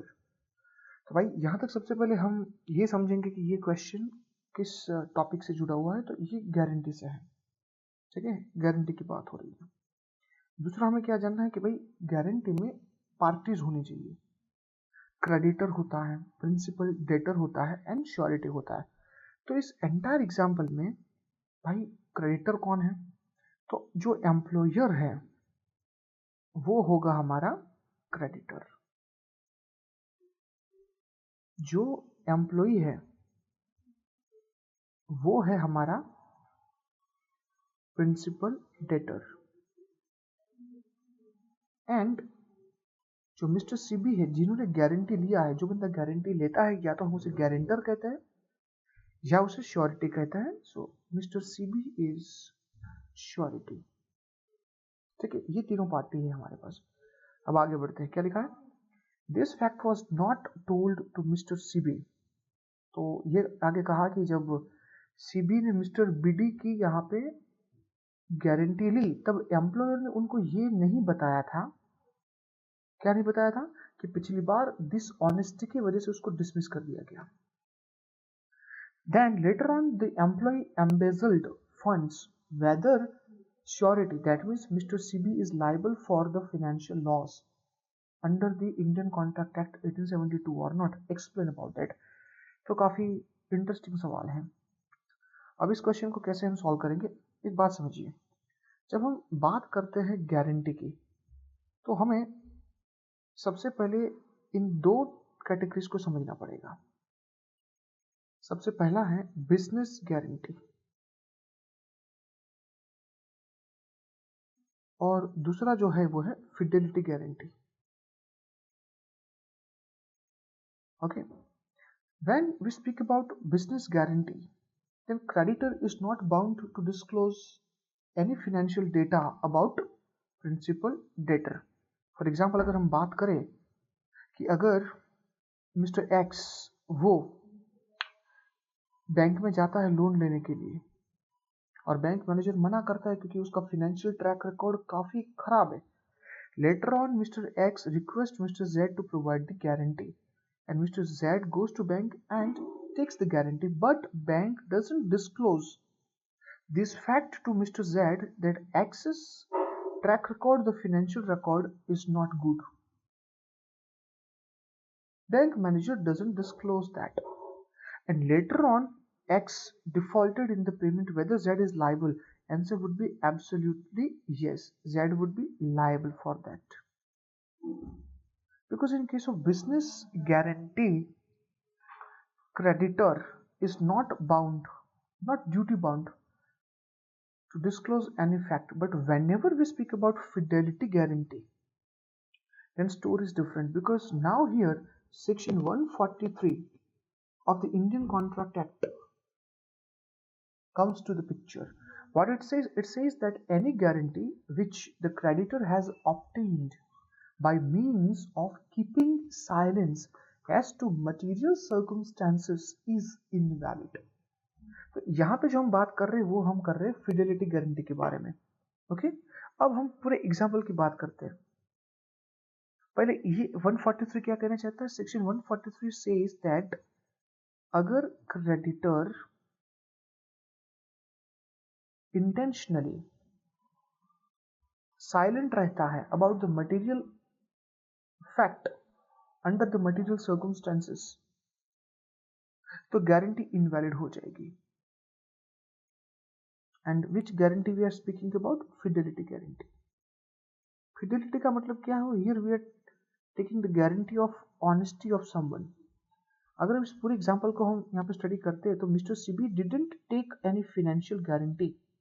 किधर गया? हाँ जी, mister CB did not take any financial guarantee, but उन्होंने mister BD के honesty के ऊपर guarantee लिया था कि हाँ भाई ये बंदा काफी ईमानदार है, आप उसको जॉब पे रख लो. Under the fidelity guarantee it becomes the duty of the creditor to disclose material fact to the surety. तो यहाँ पे जो एम्प्लॉयर है उसको ये बताना चाहिए था कि देख भाई तू गारंटी तो ले रहा था, लेकिन पिछली बार इसने ये सारी हरकतें की थी, ये फ्रॉड्स किए थे, अभी भी तेरे को लेना है गारंटी तो ले. But in this case, as the question is silent, we can assume that Mr. Employer did not provide any information, did not disclose any information, and that's why according to section 143, this silence makes the guarantee invalid. तो क्या answer रहेगा यहाँ का? यहाँ पे mister CB जिन्होंने guarantee लिया था वो लायबल नहीं माने जाएंगे. कौन सी सेक्शन लगेगी? सेक्शन 143, याद रखिएगा. ठीक है, ओके. देन क्वेश्चन 2D2 क्या लिखा है यहाँ पे? Mister X agree to give a loan to mister Y on the security of 4 properties. Mister A gave guarantee against the loan. तो ये बात यहाँ पे समझने जैसी है कि भाई ए ने लोन देना था मिस्टर वाई को. अगर कोई 4 सिक्योरिटी प्रोवाइड करे तो, और ये सिक्योरिटी किसने दिया? मिस्टर ए ने दिया. मिस्टर ए ने दिया. यहाँ पे mister A give guarantee against the loan. Actually mister x give a loan of smaller amount on security of 3 properties. ये सेंटेंस काफी इंपॉर्टेंट है टू सॉल्व द क्वेश्चन. कि whatever had been contracted, whatever had been agreed, उससे कम amount का loan दिया गया. Okay, what further it says? Whether Mr. A is liable for guarantee or not in case Mr. Y fails to repay the loan. Ab, all this data what is given in the question, what they indicate? They indicate about the variation, means variation into the contract. We all know that basically guarantee contract is the 3 concurrent contracts. पहला जो contract होता है वो होता है principal debtor and creditor के बीच में कि वो रेगुलरली लोन पे करेगा. दूसरा जो कॉन्ट्रैक्ट होता है वो होता है क्रेडिटर एंड श्योरिटी के बीच में, मतलब in case principal debtor doesn't pay the amount and surety is liable to creditor. और तीसरा जो कॉन्ट्रैक्ट होता है that is between principal debtor and surety. So whatever amount is paid by surety to creditor, later on principal debtor is liable to compensate, liable to pay to surety. तो यहाँ पे 3 contract है. Now what Indian Contract Act says, and if you want to refer the section number, it is 133 of the Indian Contract Act as well. It clearly says that in case of any variation in the terms of contract, it just not need to be communicated, but it must have been consented by all the parties. Mere taking, mere informing the parties is not sufficient. You must have to get the consent of all the parties. Without that consent, you are not allowed to change or vary any of the terms or conditions. So what is happening in this entire case? इस question में ऐसा हो रहा है that actually loan amount had been agreed between these two parties, that means X and Y. And for that who paid? Yeah, Mr. A gave the guarantee. तो यहाँ पे हमारे पास three parties. Y is the loan taker, as you can see here, principal debtor who took the loan from Mr. X, and who provided guarantee? Mr. A provided guarantee. This is what the triangle. Later on what happened that जो loan का amount दिया गया, that was lesser than what had been agreed. A had given the security for 4 properties, but loan had been given for the lesser amount. Can I say it is the change in the contract terms? It is the variation in the contractual terms. And what section 133 says? Any variation, कोई भी अगर variation हम यहाँ पे करते हैं, consent of surety is compulsory. And if you have not taken the consent of surety, then surety will be discharged from his guarantee, from his liability. Now यहाँ पे variation can be of any type. It can be detrimental or it can be beneficial to the surety. Because some of the students may have this approach by anyhow, if the loan amount is lesser, surety's guarantee is also getting decreased now. वो भी decrease हो रही है, guarantee amount भी decrease हो रही है. Then by anyhow it is beneficial to the surety. But what section 133 says, it says that any variation, whether detrimental or beneficial to the surety, must have been consented. Without consent, if you are changing this, then surety will not be liable. So if you read 133 interpretation wise, यहाँ पे answer ये होगा कि Mr. A will not be liable.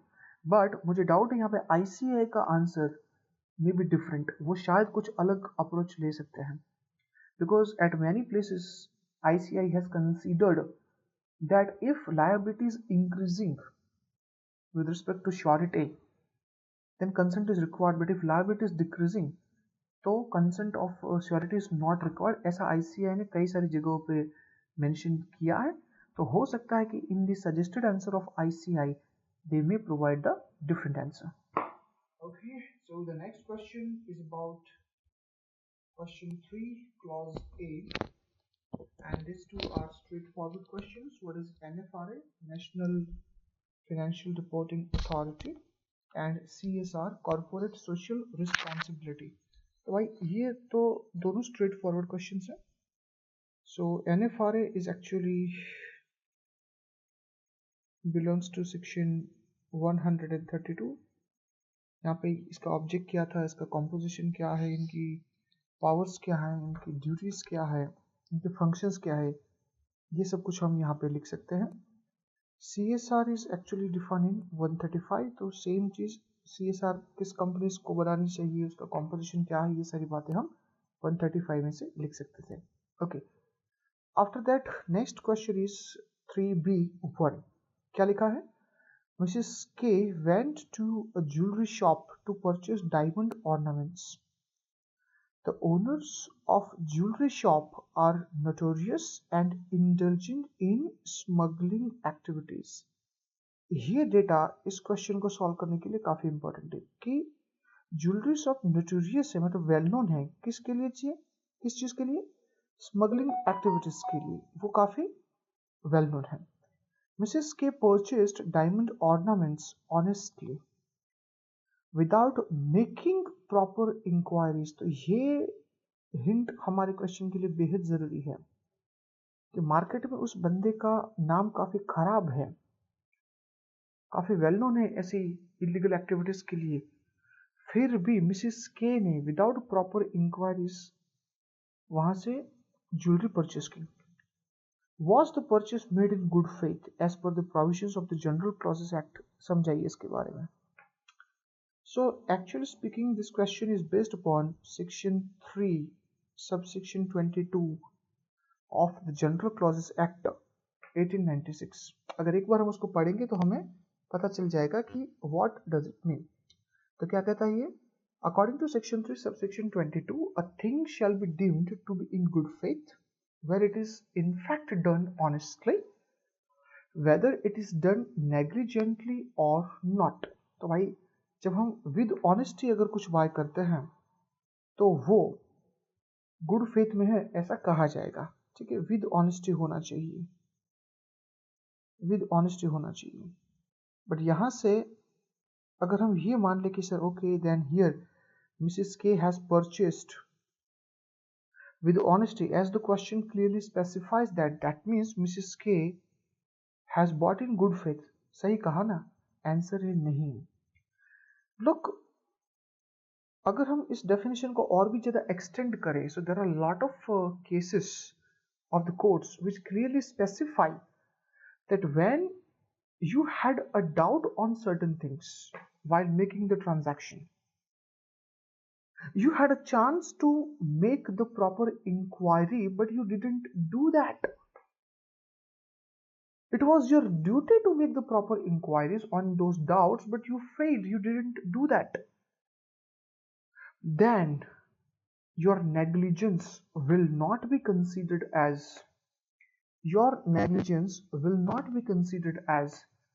good faith। ठीक है, बात समझ में आई यहाँ पे? अगर आप सेकेंड पैराग्राफ पढ़ेंगे क्या लिखा है? A thing shall be deemed to be in good faith where it is in fact done honestly। वो डेफिनेशन हमने पढ़ ली।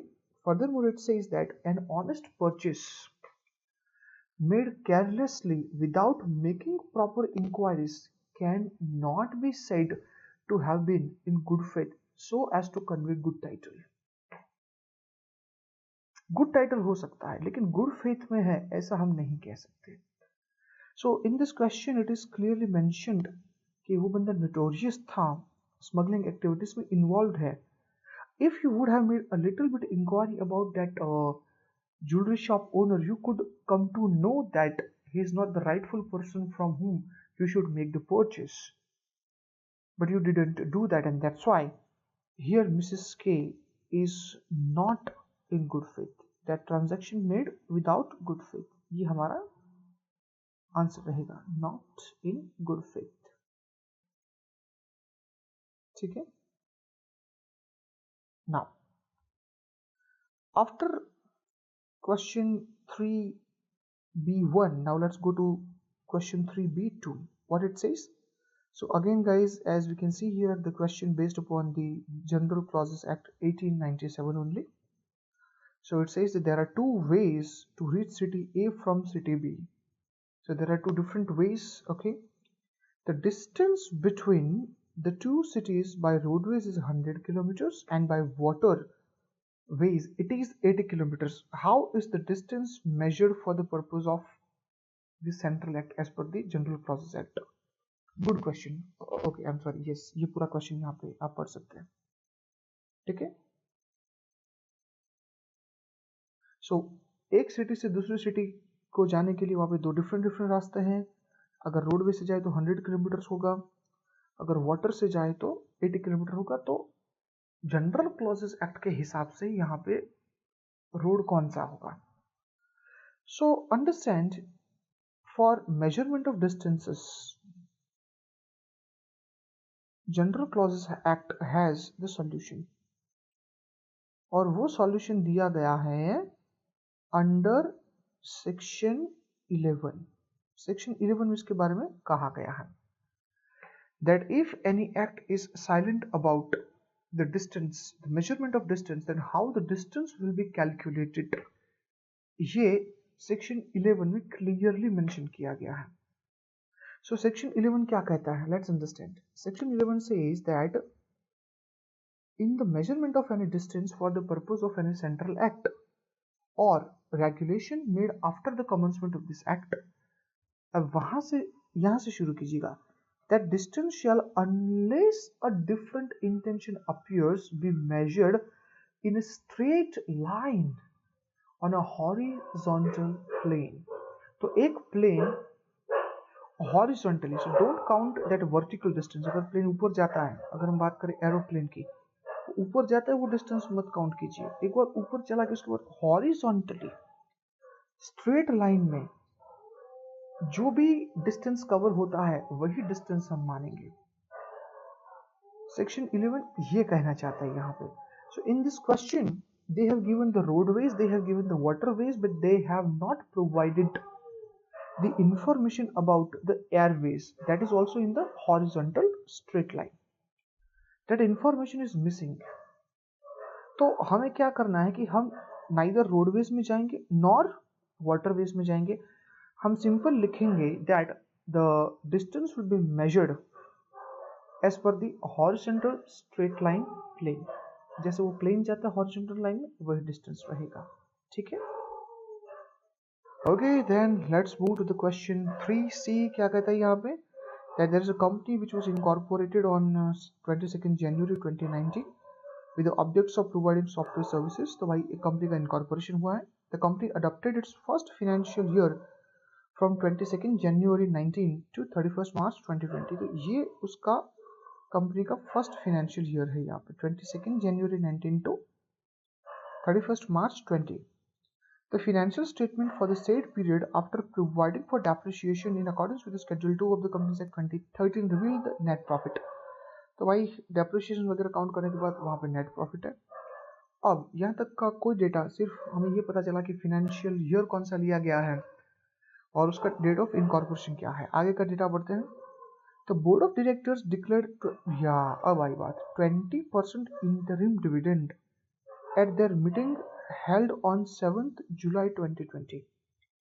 मतलब मार्च के बाद जो नया क्वार्टर आता है अप्रैल टू जून वो खत्म हो गया, तो जुलाई में ही बोर्ड ने क्या इशू कर दिया? Interim dividend. वो भी कैसे? 20% से. ठीक है. Before holding it's first AGM, ये काफी इंपॉर्टेंट डेटा है. तो फर्स्ट एजीएम अभी तक हुई नहीं, उससे पहले ही भाई साहब ने क्या कर दिया? इंटरिम डिविडेंड इशू कर दिया. तो बताइए यहाँ पे कि वेदर कंपनी ने सब कुछ फॉलो किया है सही तरीके से, और अगर कंपनी सेक्शन 8 होती तो क्या होती, और अगर डिविडेंड पे नहीं किया तो क्या पेनल्टी लगेगी. ये 3 क्वेश्चंस यहाँ पे दिए गए. तो सबसे बड़ा बात तो ये हुआ कि भाई क्या इंटरिम डिविडेंड वो भी फर्स्ट एजीएम से पहले, मतलब इनकॉर्पोरेशन के नेक्स्ट ईयर के पहले क्वार्टर के बाद ही इंटरिम डिविडेंड दे देना कि सही बात थी या नहीं थी. तो उसके लिए आइए हम पढ़ते हैं सेक्शन 123 सबसेक्शन 1. ठीक है. क्या लिखा है यहाँ पे? उन्होंने ये कहा कि the board of directors of a company में डिक्लेयर इंटरिम डिविडेंड. तो ठीक है भाई, बोर्ड के पास ये पावर है कि वो इंटरिम डिविडेंड इश्यू कर सकता है. बट कब? ड्यूरिंग एनी फाइनेंशियल ईयर और at any time during the period from the closure of financial year till the holding of the AGM out of the surplus in the profit and loss account or out of the profits of the financial year. तो यहाँ पे ये बात हमें समझनी है कि भाई interim dividend can be declared during any financial year at any time. अगर हम इस पूरी लैंग्वेज को पढ़े लो कि they have not restricted the time कि ये आपको फर्स्ट AGM के बाद ही करना है, उसके पहले आप नहीं कर सकते, ऐसा लॉ में नहीं कहा गया. लॉ में एक बात कही है कि जब भी आप इंटरिम डिविडेंड इश्यू करना चाहते हो, you must have profit for that quarter. So here if I consider July, because they are declaring the dividend at July, तो we have to take the previous quarter. Previous quarter is what? 30th June. So till that quarter company must have earned net profit, and that net profit must be sufficient enough to cover the 20% of dividend. अगर इतना वहां पे satisfy होता है then company has definitely complied all the due diligence, उसको कोई problem नहीं है, they can definitely issue the interim dividend. After that they are asking that whether the company can declare dividend in the case of section 8 company. So guys, we have understood in depth कि section 8 company जो है वो charity वाली company है, and charity oriented company को section 8 का license लेना पड़ता है, and section 8 license will be available only in the case when company clearly must have mentioned in the memorandum and must have complied this condition कि वो कभी भी dividend issue नहीं करेगी अपने members को. So what I am saying that section 8 company is strictly prohibited to issue dividend to the members. तो अगर यहाँ पे company section 8 company होती तो dividend issue ना कर पाती, और अगर यहाँ पे fail हो जाती है तो क्या, तो guys यहाँ पे fail अगर एक बार डिक्लेयर कर दिया और आप फेल हो जाते हो तो यहाँ पे पेनल्टी लगेगी सेक्शन 127 की. सो सेक्शन 127 क्या है आप उसको पढ़ लीजिए, उसमें कुछ पनिशमेंट पेनल्टी दी गई है, जैसे कि जेल है 2 साल की, हर दिन का 1000 रुपीज का फाइन है, एंड 18% का इंटरेस्ट भी लगेगा अगर डिले हुआ है तो, ठीक है, डिविडेंड पे करने में. ओके, उसके बाद हम पढ़ते हैं यहाँ पे क्वेश्चन 3D. ओके, क्या कहता है भाई, 3D पढ़ लेते उसको. Vikram accepts bill of exchange for 50,000. भाई बिल ऑफ एक्सचेंज की बात हो रही है तो ये क्वेश्चन जाएगा हमारा नेगोशिएबल इंस्ट्रूमेंट एक्ट के हिसाब से. अब देखते हैं कि वहां बेसिक किस टॉपिक में ये पॉइंट फॉल होता है. Which is an accommodation bill drawn by A on 1 January 20. Okay, तो भाई बात क्या है, सबसे पहले हम इसका डायग्राम बनाते हैं. तो हमारा जो विक्रम भाई साहब है उसने बिल को एक्सेप्ट किया है तो वो बन जाता है हमारा एक्सेप्टर. लेकिन ये बिल ड्रॉ किसने किया था, हमारे ए भाई ने, समझ लो. सो ए बन जाता है ड्रॉवर, ठीक है. And very interesting thing here, it is accommodation bill. It says that it was accommodation bill. Accommodation bill का मतलब होता है without consideration. Okay, it means no consideration, understand, without consideration. So over here this transaction is without consideration, without consideration, ठीक है. ओ ठीक है, आगे बढ़ते हैं. Okay, what it says that on so date to be payable at Bombay at 1st July 20.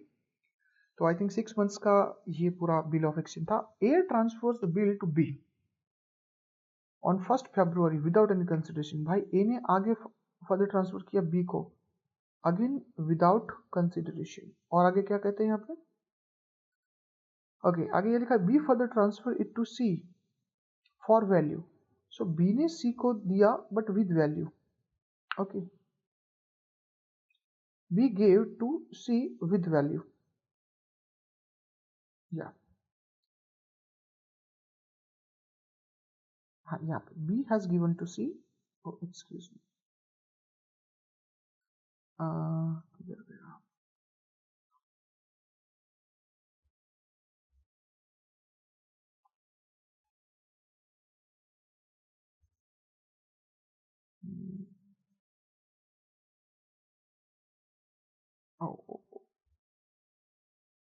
नहीं, हम काफी पीछे आ गए हैं.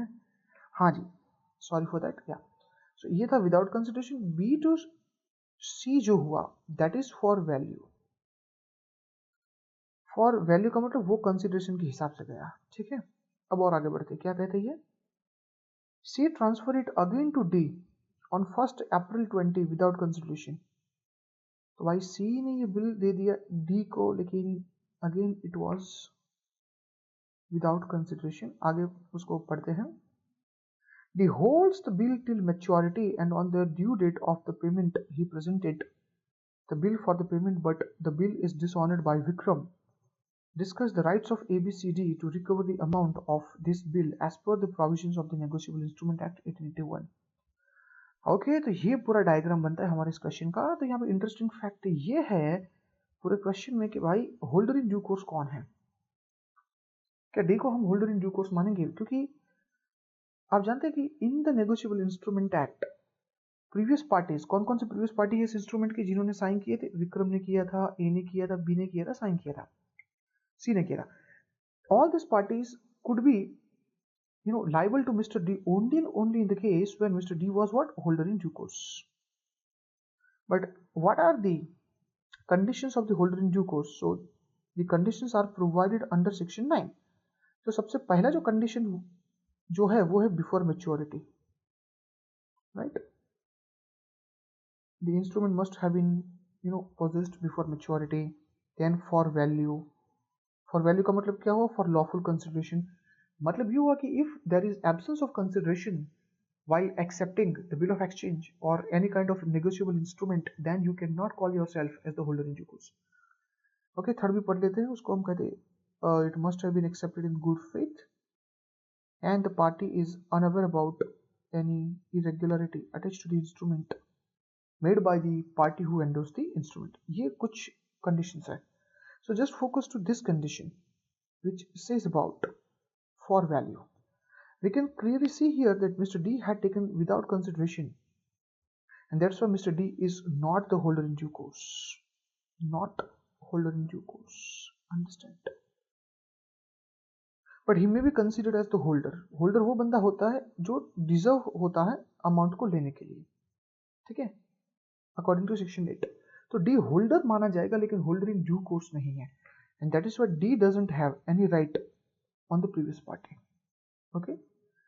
अगर आप section 43 भी पढ़े तो उसमें भी लिखा है that if you are holder in due course, then previous parties could be liable if you had taken this for the value and you comply with all the conditions of holder in due course. लेकिन अगर ये without consideration है तो कोई help नहीं मिलेगा, ठीक है? तो भाई डी कुछ भी क्लेम नहीं कर सकता. हाँ, according to Indian contract act वो सी से पैसा मांग सकता था अगर कंसिडरेशन होता तो, लेकिन कंसिडरेशन ही नहीं है तो कोई लायबिलिटी नहीं बनती. अगर कोई लायबिलिटी नहीं है तो कुछ नहीं होगा.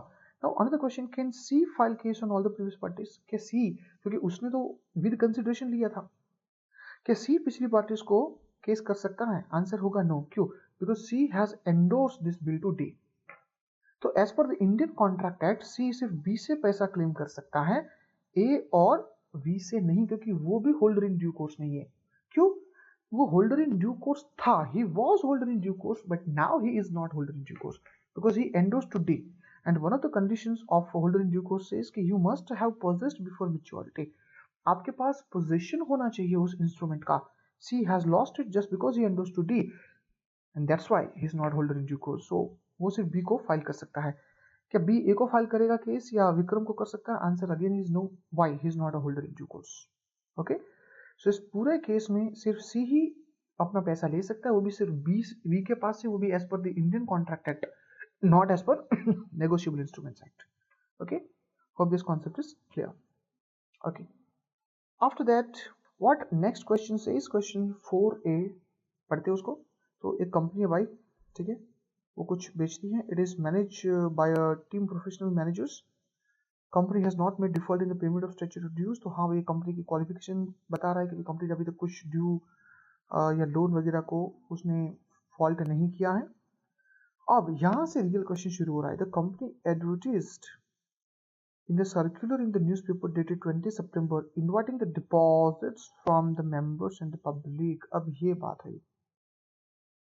तो भाई ऊपर का सारा तो सिर्फ क्वालिफिकेशन बता है क्वेश्चन का. अब ये रियल पॉइंट है कि भाई वो एक एडवर्टीजमेंट किया है किस बात के लिए? Deposit from the members as well as public for the first time.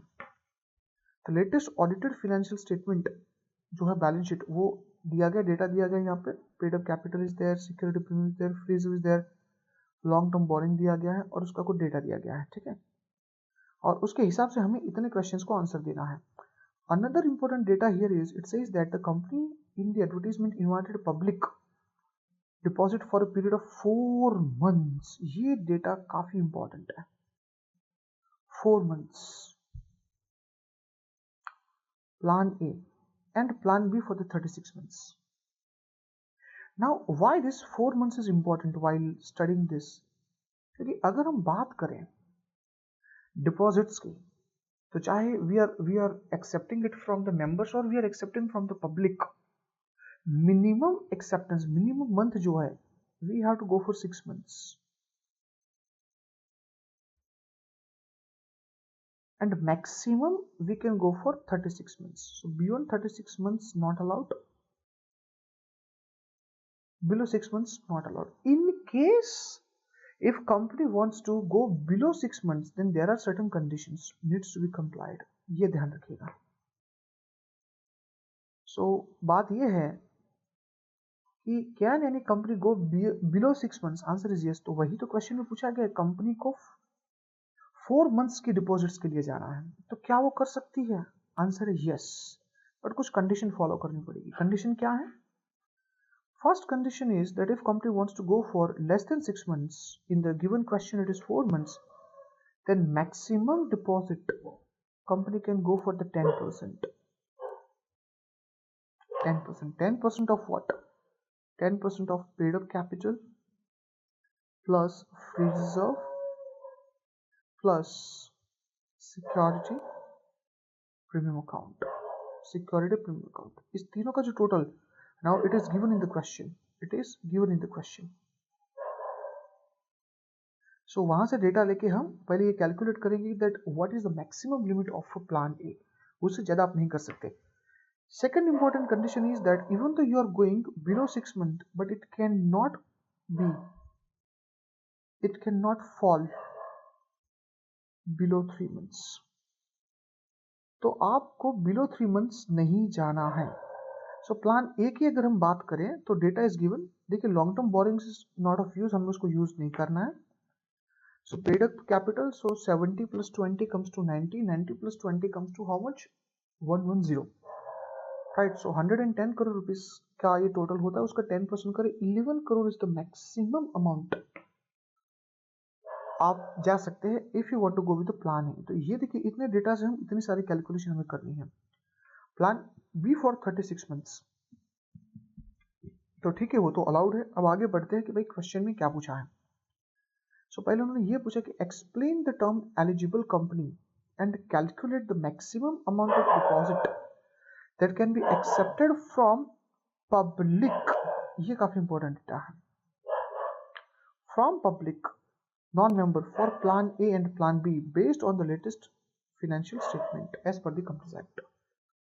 तो देखिए अगर किसी भी कंपनी को पब्लिक से डिपॉजिट चाहिए, देखिए मेंबर से मंगवाना है तो कोई बड़ी बात नहीं है, but if you want to accept it from the public then you must be eligible company first of all. अब eligible company किसे कहेंगे? तो वहां पे कुछ conditions हैं. ओके, वो condition दी गई है section 76 में. So if you read section 76, let me show you that. Yes, read it.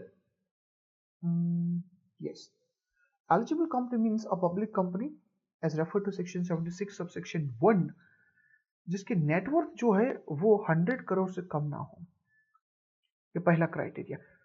या फिर if net worth is less than 100 crore तो उसका टर्नओवर जो है वो लेस देन 500 करोड़ से कम नहीं होना चाहिए. वो 500 करोड़ से ज्यादा होना चाहिए, 500 करोड़ होना चाहिए, उससे कम नहीं होना चाहिए. एंड उसने जनरल मीटिंग में स्पेशल रेजोल्यूशन पास किया है. अगर ये सारी चीजें कंपनी ने फॉलो की है तो वो एलिजिबल कंपनी होगी for what? To accept the deposits from the public. ठीक है, तो ये हमारा आंसर हो गया पहले क्वेश्चन का. सेकेंड क्वेश्चन ये पूछा गया कि calculate the maximum amount of deposit that can be accepted from the public. तो इसके लिए हमें एक चीज समझनी होगी कि when we speak about acceptance of deposit from the public, we have two types of companies. Understand? Deposit की जब हम बात करते हैं अंडर सेक्शन 73, ठीक है, तो हम ये डायग्राम पूरा बना सकते हैं. या तो वो प्राइवेट कंपनी है या फिर पब्लिक कंपनी है. ठीक है, अगर पब्लिक कंपनी है तो भी हम इसको दो कैटेगराइज में डिवाइड करना होगा कि या तो नॉन एलिजिबल कंपनी है या फिर eligible company. Got it? If it is non eligible company then company can accept the deposit only from members, और कोई अलाउड ही नहीं है. But if it is eligible company then company has this two options, या तो वो सिर्फ only member से जा सकता है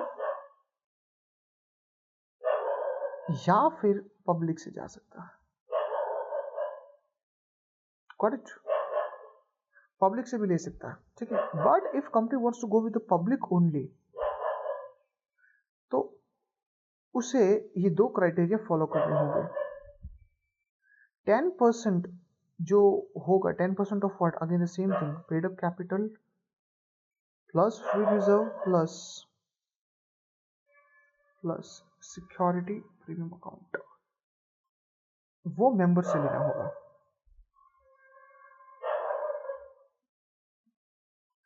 और बाकी की जो 25% है वो आप पब्लिक से ले सकते हो।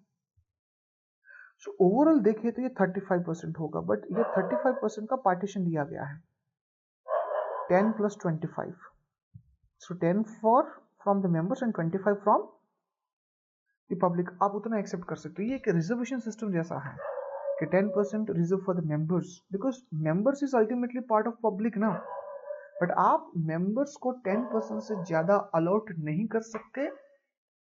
बाकी 25% आउट ऑफ दिस 35 वो दूसरे के लिए रखना है, ठीक है, वो दूसरे के लिए रखना है। और पूरा मैंने प्रेजेंटेशन मिस कर दिया यहाँ पे, कोई बात नहीं, आप यहाँ पे पूरा देख सकते हैं। देखिए दोबारा, प्राइवेट कंपनी है, पब्लिक कंपनी है, नॉन एलिजिबल, एलिजिबल, ठीक है। एलिजिबल के दो पार्ट पड़ेंगे, मेंबर से लेना है या पब्लिक से लेना है। अगर पब्लिक से लेना है तो 10% मेंबर के लिए रिजर्व रखना है और 25% पब्लिक नॉन मेंबर्स के लिए आपको रिजर्व रखना है, ठीक है। ये बात है। तो टोटल 35% होगा, लेकिन 10-25 ये उसका बाइफर्केशन आएगा। Got it? ओके, आगे का क्वेश्चन क्या कहता है ये?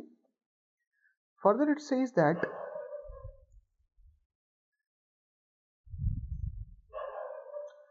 calculate the maximum amount of deposit Wiki Limited can accept from the public under Plan B in case it is a wholly owned government company under the provisions of the said act। अब ये काफी मजेदार बात कही है। देखिए, जब हम बात करते पब्लिक कंपनी को, तो उसको भी हम दो कैटेगरीज में डिवाइड कर सकते हैं। एक है नॉन गवर्नमेंट कंपनी और दूसरा होगा गवर्नमेंट कंपनी।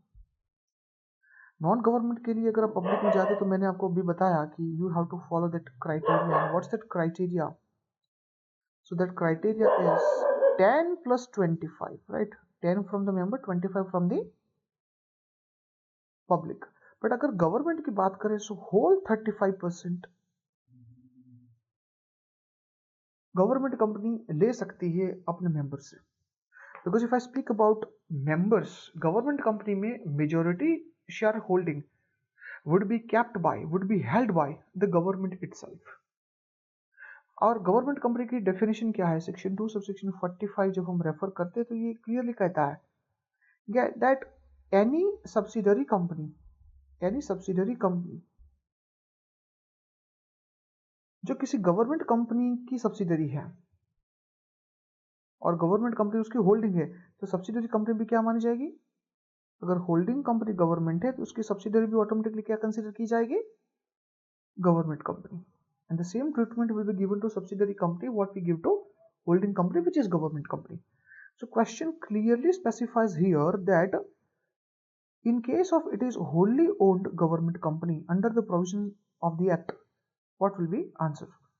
So अगर wholly owned government company के अंदर में है so automatically वो भी तो government company बनेगी, और अगर वो government company है तो उसका रेट हो जाएगा 35% without any discrimination. No 10%, no 25%, directly 35% of paid up capital, free reserve, security premium account से आप जा सकते हो। ओके गाइस, तो ये था answer of this question. Okay,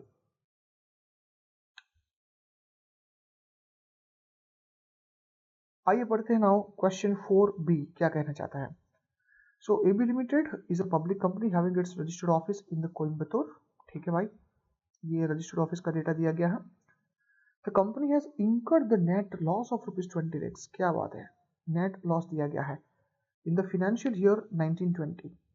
the board of director wants to declare the dividend for the 1920 और balances given as follow. ठीक है, the balances of the company as per the latest audited financial statements are as follows. तो भाई equity share capital दिया है, general reserve दिया है, DRR दिया है। ओके, तो एक बात तो तय है that company has general reserve, जिसको हम फ्री रिजर्व भी कह सकते हैं, ठीक है, इसको हम फ्री रिजर्व मानेंगे, and company wants to issue the dividend, but in the current year it has the net losses. तो भाई बात तो ये है कि करंट ईयर का net profit is not sufficient enough to pay the dividend. So if company wants to pay the dividend, it must have to pay out of reserve. There is no any other option. तो ये question based है इस concept के कि अगर किसी company को dividend pay करना है आउट ऑफ रिजर्व तो क्या प्रोसीजर है, ठीक है, क्या रूल है। आगे बढ़ते हैं, क्या कहना चाहता है, the company has not declare, या ये इंफॉर्मेशन काफी कंफ्यूजिंग है और यहाँ पे बच्चों ने शायद, कई सारे बच्चों यहाँ पे गलती कर सकते हैं, तो ये हमें काफी ध्यान से समझना है। Company has not declared any dividend in the preceding 3 financial years. Decide whether AB Limited is allowed to declare dividend for the 1920 or not, explaining the relevant provision. Further, it says that if allowed to declare the dividend, then state the maximum amount of dividend that can be paid under section 123. Okay, सो भाई question का hint तो हमें पता चल गया कि question ये कहना चाहता है कि भाई how to calculate dividend if we want to pay out of reserve. तो रिजर्व में से डिविडेंड पे करने की फॉर्मेलिटी क्या है। किधर गया क्वेश्चन, हाँ ये रहा, नहीं इसके नीचे वाला, ओह यस, ठीक है, ओके। सो बेसिकली अगर किसी भी कंपनी को out of free reserve dividend declare करना है, जिसको हम अक्यूमुलेटेड प्रॉफिट भी कह सकते हैं, then company needs to comply with these 3 conditions, 1 2 3. Okay, what are those conditions, let's understand that. Okay, पहला कंडीशन है the rate of dividend, as you can see here, shall not exceed the average of the rates at which dividend was declared by it in the 3 years immediately preceding that year. तो जो rate होगा उसका average लेना है आपको। Rate का क्या लेना है, average, average of how many years, average of 3 years, ये सबसे पहला कंडीशन है। Okay, second condition it says the total amount to be drawn from such accumulated profits shall not exceed 1/10 of the sum of paid up share capital plus free reserve। तो भाई जो आपका maximum withdrawal है वो होगा 1/10 of paid up capital plus free reserve. Not only to that, after withdrawal क्या लिखा है उन्होंने, the balance of the reserves after such withdrawal shall not fall below 15%। तो जो रिजर्व का बैलेंस है, बैलेंस वो एटलीस्ट 15% रहना चाहिए, but 15% of what, 15% of only paid up capital, understand, ठीक है, यहां पर ध्यान रखिएगा। Okay, if all this conditions are satisfied तब जाके हम आउट ऑफ रिजर्व अमाउंट पे कर सकते हैं, अदरवाइज नहीं कर सकते। Okay, further it says that the amounts drawn shall first be utilized to set off the losses incurred in the financial year in which dividend is declared before any dividend। तो भाई जो भी amount हम withdraw कर रहे हैं reserve में से, वो पूरे का पूरा अमाउंट हम पे नहीं करेंगे डिविडेंड के तौर पे, सबसे पहले लॉसेस को कॉम्पनसेट करेंगे, ठीक है। तो ये कंडीशंस यहाँ पे है। आइए अब अकॉर्डिंग टू दिस कंडीशंस हम डेटा डालते हैं। सबसे पहले की बात है यहाँ पे average rate of the last 3 years, and that's the most difficult point here, क्योंकि क्वेश्चन क्लियरली कहता है यहाँ पे company has not declared any dividend in the preceding 3 financial years। तो पहली कंडीशन का डेटा ही नहीं दिया गया, if you can see here पहली कंडीशन का डेटा ही मिसिंग है इधर, not declare dividend in the preceding 3 financial years। तो क्या करेंगे, तो देखिए यहाँ पे एक नोट दी है लॉ ने। लॉ क्या कहते हैं यहाँ पे अंडर सेक्शन 123 सबसेक्शन 1, ये कहता है कि in case this company has not declared any dividend since last 3 years, तो क्या होगा? So it says that provided that this sub rule shall not apply, this is very important, shall not apply to a company which has not declared any dividend in each of the 3 financial year preceding। पिछले 3 साल में अगर एक भी साल में आपने dividend issue नहीं किया तो ये रूल ही अप्लाई नहीं होगा। अब इसके दो इंटरप्रिटेशन हो सकते हैं। सबसे पहला कि क्या हम 3 साल का एवरेज जीरो ले लें तो रेट ऑटोमेटिकली जीरो होगा। अगर रेट हमने जीरो ले लिया तो बाकी कंडीशंस कैलकुलेट करने की जरूरत ही नहीं है, क्योंकि उस फाइनेंशियल ईयर में हम डिविडेंड इश्यू करेंगे नहीं। ये हमारा पहला इंटरप्रिटेशन हो सकता है। दूसरा इंटरप्रिटेशन क्या है? दूसरा इंटरप्रिटेशन ये है कि अगर पिछले 3 साल में डिविडेंड इश्यू नहीं किया गया तो उस रूल को ही हम इग्नोर कर देंगे, उस रूल को हम अप्लाई नहीं करेंगे। हाँ, लेकिन बाकी के रूल्स हम अप्लाई करेंगे। तो अगर हम इस लैंग्वेज को देखेंगे तो ये इंटरप्रिटेशन सही बैठता है। क्या इंटरप्रिटेशन सही बैठता है? कि हम पहले रूल को अवॉइड कर दें, हम पहले रूल को यहां पे कंसीडर नहीं करेंगे, उसको जीरो नहीं एज्यूम करना है। Don't do that. तो हम पहली कंडीशन को अप्लाई ही नहीं करेंगे क्योंकि लॉ ने कहा है, ठीक है। वो ज्यादा अच्छा इंटरप्रिटेशन है, बेस्ट इंटरप्रिटेशन है। तो अब हमें जो कैलकुलेशन करनी है वो सिर्फ दो कंडीशन से करनी है। यहां पे हमें ये ध्यान रखना चाहिए था, ठीक है। तो मैक्सिमम हम कितना विड्रॉ कर सकते हैं? तो 1/10 of paid up capital plus free reserve. तो क्वेश्चन में क्या दिया है आप देख सकते हैं, share capital 100 plus 150, so 10% of 100 plus 150, that comes to 25 crores. Yeah, just a second. Yeah, 10% of 100 plus 150 crores, that comes to how much?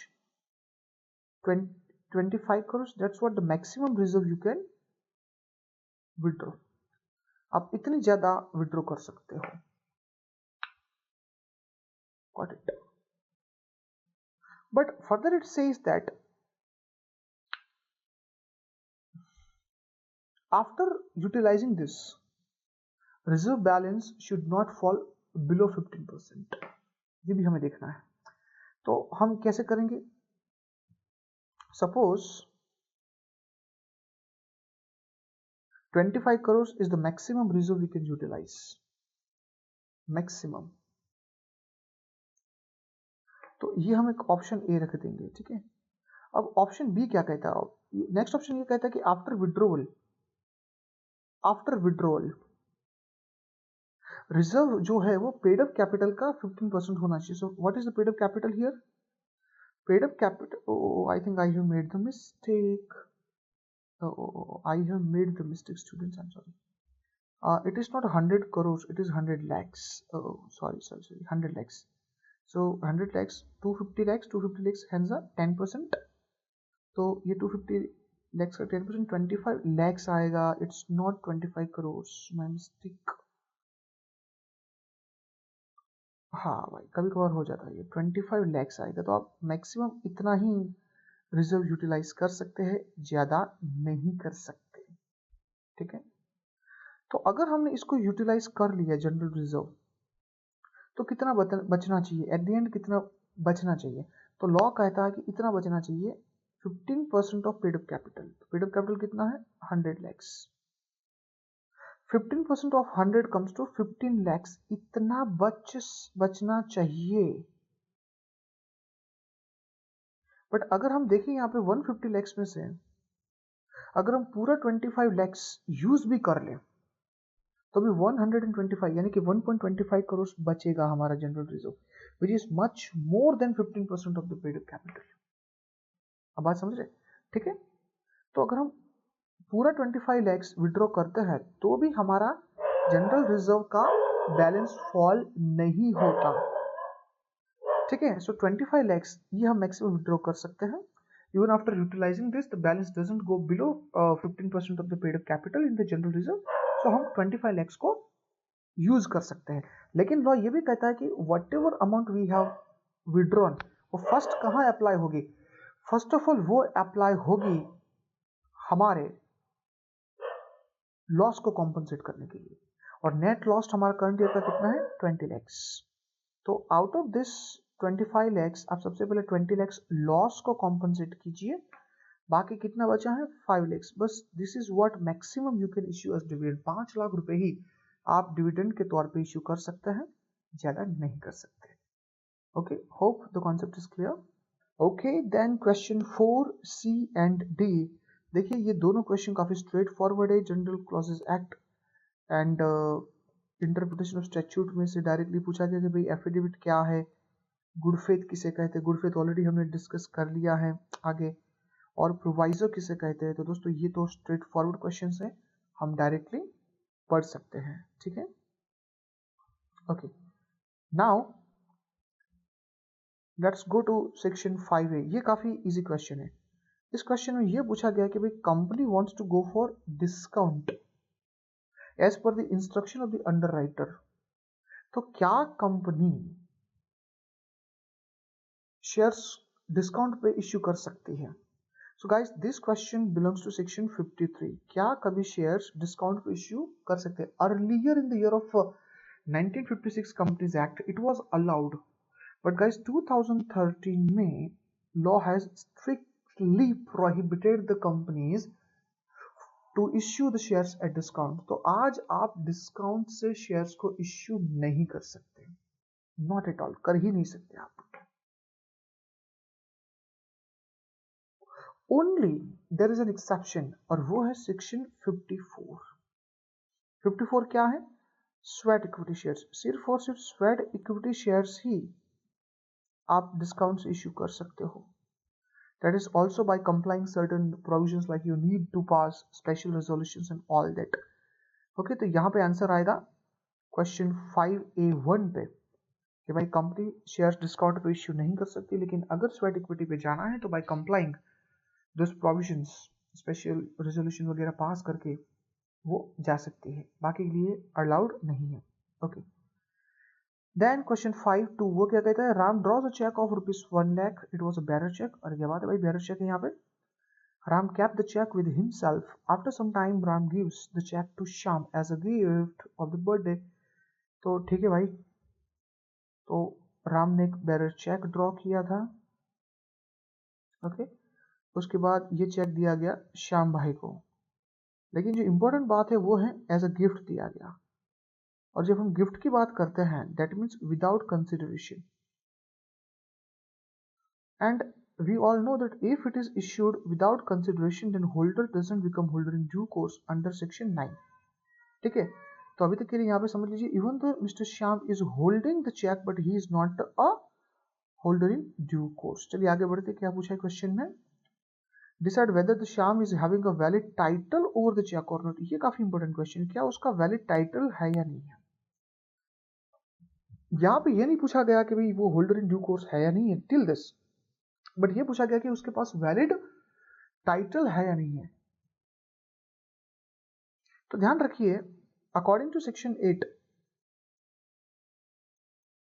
अगर हम बात करें, अगर किसी को इंटेंशनली हम चेक देते हैं even without consideration and we want that he should get the credit of the amount, तो ये वैलिड टाइटल ट्रांसफर माना जाता है।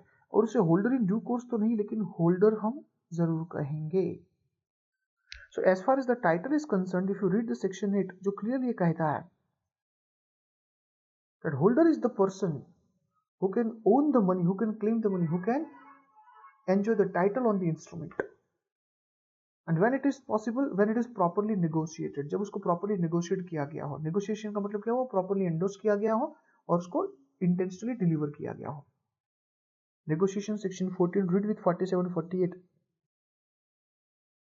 उसमें लिखा है कि नेगोशिएशन क्या है। तो अगर किसी ने without any misconduct, without any dishonesty, malafide practice अगर इंटेंशनली चेक दिया है, तो person can enjoy good title even though it was issued without consideration. Got it?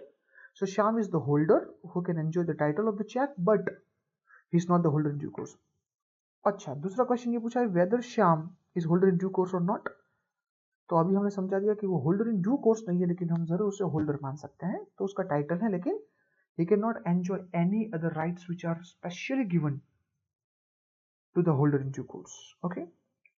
Now उसके बाद जो क्वेश्चन 5A है वो कुछ ऑप्शन में था, तो क्या क्या ऑप्शन है उसको भी हम देख लेते हैं। Even why following are valid promissory note और नॉट, आइए समझते हैं। So first of all everyone must know section 5 provides the definition of promissory note. वो क्या कहता है, I promise to pay these son rupees 10,000 for value received and he has 2 sons। अगर हम सेक्शन 5 की डेफिनेशन को पढ़े यहाँ पे, so it clearly says that not here, yes, क्या लिखा है, ये पूरी डेफिनेशन आप यहाँ पे देखिए, ये वर्ड काफी इंपॉर्टेंट है, certain person। So while we issue the promissory note to any party, the party must be certain, there shouldn't be any confusion, there shouldn't be any ambiguity। अगर ऐसा है तो promissory note invalid मानी जाएगी। So in the question it is clearly mentioned that I promise to pay this son rupees 10,000, लेकिन दी के 2 बच्चे कौन से सन को देना है ये क्लैरिफाई नहीं है, so ये पहले में आएगा, it's not a valid promissory note। Second यहाँ पे लिखा है promise to pay 5,000 on demand। Can promissory note be paid on demand? Absolutely yes, if the time is not mentioned then it is on demand। लेकिन ये word लिखा है at my convenience, अगर मुझे कन्वीनियंट हुआ तो दूंगा वरना नहीं दूंगा। So can I say that in this promissory note one condition is attached, one condition is attached, अगर मेरे कन्वीनियंस में आया तो मैं दूंगा वरना नहीं दूंगा, which may happen which may not happen। और अगर आप देखेंगे यहाँ पे, so definition clearly mentions that unconditional undertaking, can you see this, it must contain unconditional undertaking। So any promissory note which is issued with the condition is invalid। So again guys over here it becomes invalid, ठीक है, okay। Second question, again it's very easy, what it says that who is the competent authority to issue a promissory note payable to bearer। तो यहाँ पे बात की गई है competent authority to issue promissory note payable to bearer।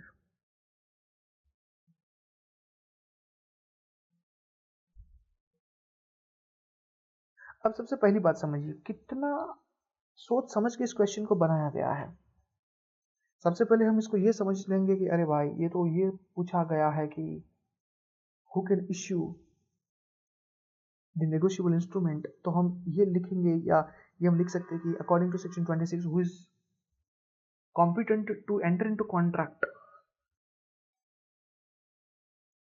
वही negotiable instrument issue कर सकते हैं। तो ये आंसर हम जनरली दिमाग में आएगा पहले, लेकिन अगर हम ध्यान से इस क्वेश्चन को पढ़े तो ये लिखा है competent authority to issue promissory note payable to bearer।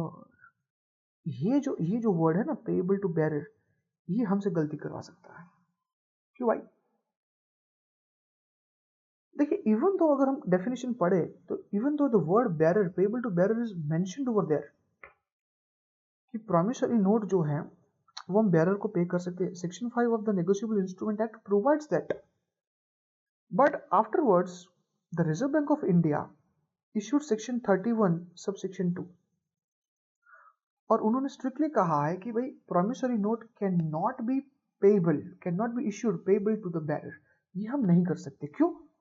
Any promissory note which is issued payable to bearer it becomes as good as the currency note। Endorsement की जरूरत ही नहीं, डिलीवरी करो और अमाउंट क्लेम ट्रांसफर हो जाएगा। So according to section 31 subsection 2 कोई भी बंदा promissory note bearer इश्यू नहीं कर सकता। अगर ऐसा किया तो वो प्रोहिबिशन माना जाएगा। सिर्फ 2 ही अथॉरिटी कर सकती है, एक है सेंट्रल गवर्नमेंट और दूसरा है आरबीआई। तो बेसिकली अगर हम देखें तो हमारी करेंसी नोट्स क्या है भाई, करेंसी नोट ये bearer promissory note ही है। उसका अगर आप लैंग्वेज देखोगे तो यही तो लिखा है, आई प्रॉमिस टू पे to the bearer of the instrument rupees 100 rupees 200, ऐसा जो होता है नोट rupees 2000, तो वो promissory notes ही है, लेकिन वो गवर्नमेंट इश्यू करती है या आरबीआई इश्यू करती है, ठीक है। तो काफ़ी ध्यान से यहाँ पे हमें सेक्शन 26 कॉन्सेप्ट नहीं समझाना था, हमें समझाना था कि भाई कौन अथॉरिटी बैरल वाली प्रोमिसेस नोट इश्यू कर सकती है। जनरल पब्लिक नहीं कर सकती, सिर्फ सेंट्रल गवर्नमेंट और आरबीआई कर सकती है। ठीक है, ये क्वेश्चन थी। ओके, उसके बाद नेक्स्ट इज यहाँ पे क्वेश्चन है, क्वेश्चन सेक्शन 5 के ऊपर, section 5 of the companies Act 2013। What do you mean by entrenchment provisions in this context? Also state the relevant provisions of the said act dealing with the entrenchment. तो सबसे पहले entrenchment क्या है? तो basically क्या होता है कि that when we want to alter articles of association we need to pass special resolution. Entrenchment का मतलब ये होता है कि हम प्रोविजन को और भी ज्यादा स्ट्रिक्ट बना दें, make it more comprehensive, make it more compliance oriented, हम उसको और भी ज्यादा स्ट्रिक्ट बना दे ताकि और भी ज्यादा ट्रांसपेरेंट हो जाए और भी ज्यादा कंपनी के भले के लिए हो जाए। फॉर एग्जांपल, अगर हम ये कहें कि अगर कंपनी लॉ ये कहता है कि if you want to pass certain decisions you need to pass ordinary resolution, देखिए अगर मैं आर्टिकल्स ऑफ एसोसिएशन में ये लिख दूं कि instead of ordinary resolution now the same decision will get passed while passing special resolution, तो क्या होगा? Have I made the compliance more stricter? More compliances, the more compliances are stricter, the more transparency will be there in the company, the more beneficialness would be there towards the shareholders. shareholders को ज्यादा से ज्यादा benefits मिलेंगे इसकी वजह से। ठीक है, तो एंट्रेंचमेंट का मतलब होता है कि हम सिर्फ और सिर्फ रिजोल्यूशन से ही फॉर्मेलिटीज को कंप्लीट ना करें और भी ज्यादा फॉर्मेलिटीज हम वहां पे डालें ताकि कंप्लायंस और भी ज्यादा स्ट्रिक्ट हो जाए और भी ज्यादा ट्रांसपेरेंट हो जाए। ठीक है, so this concept is about section 5। Okay, अगर हम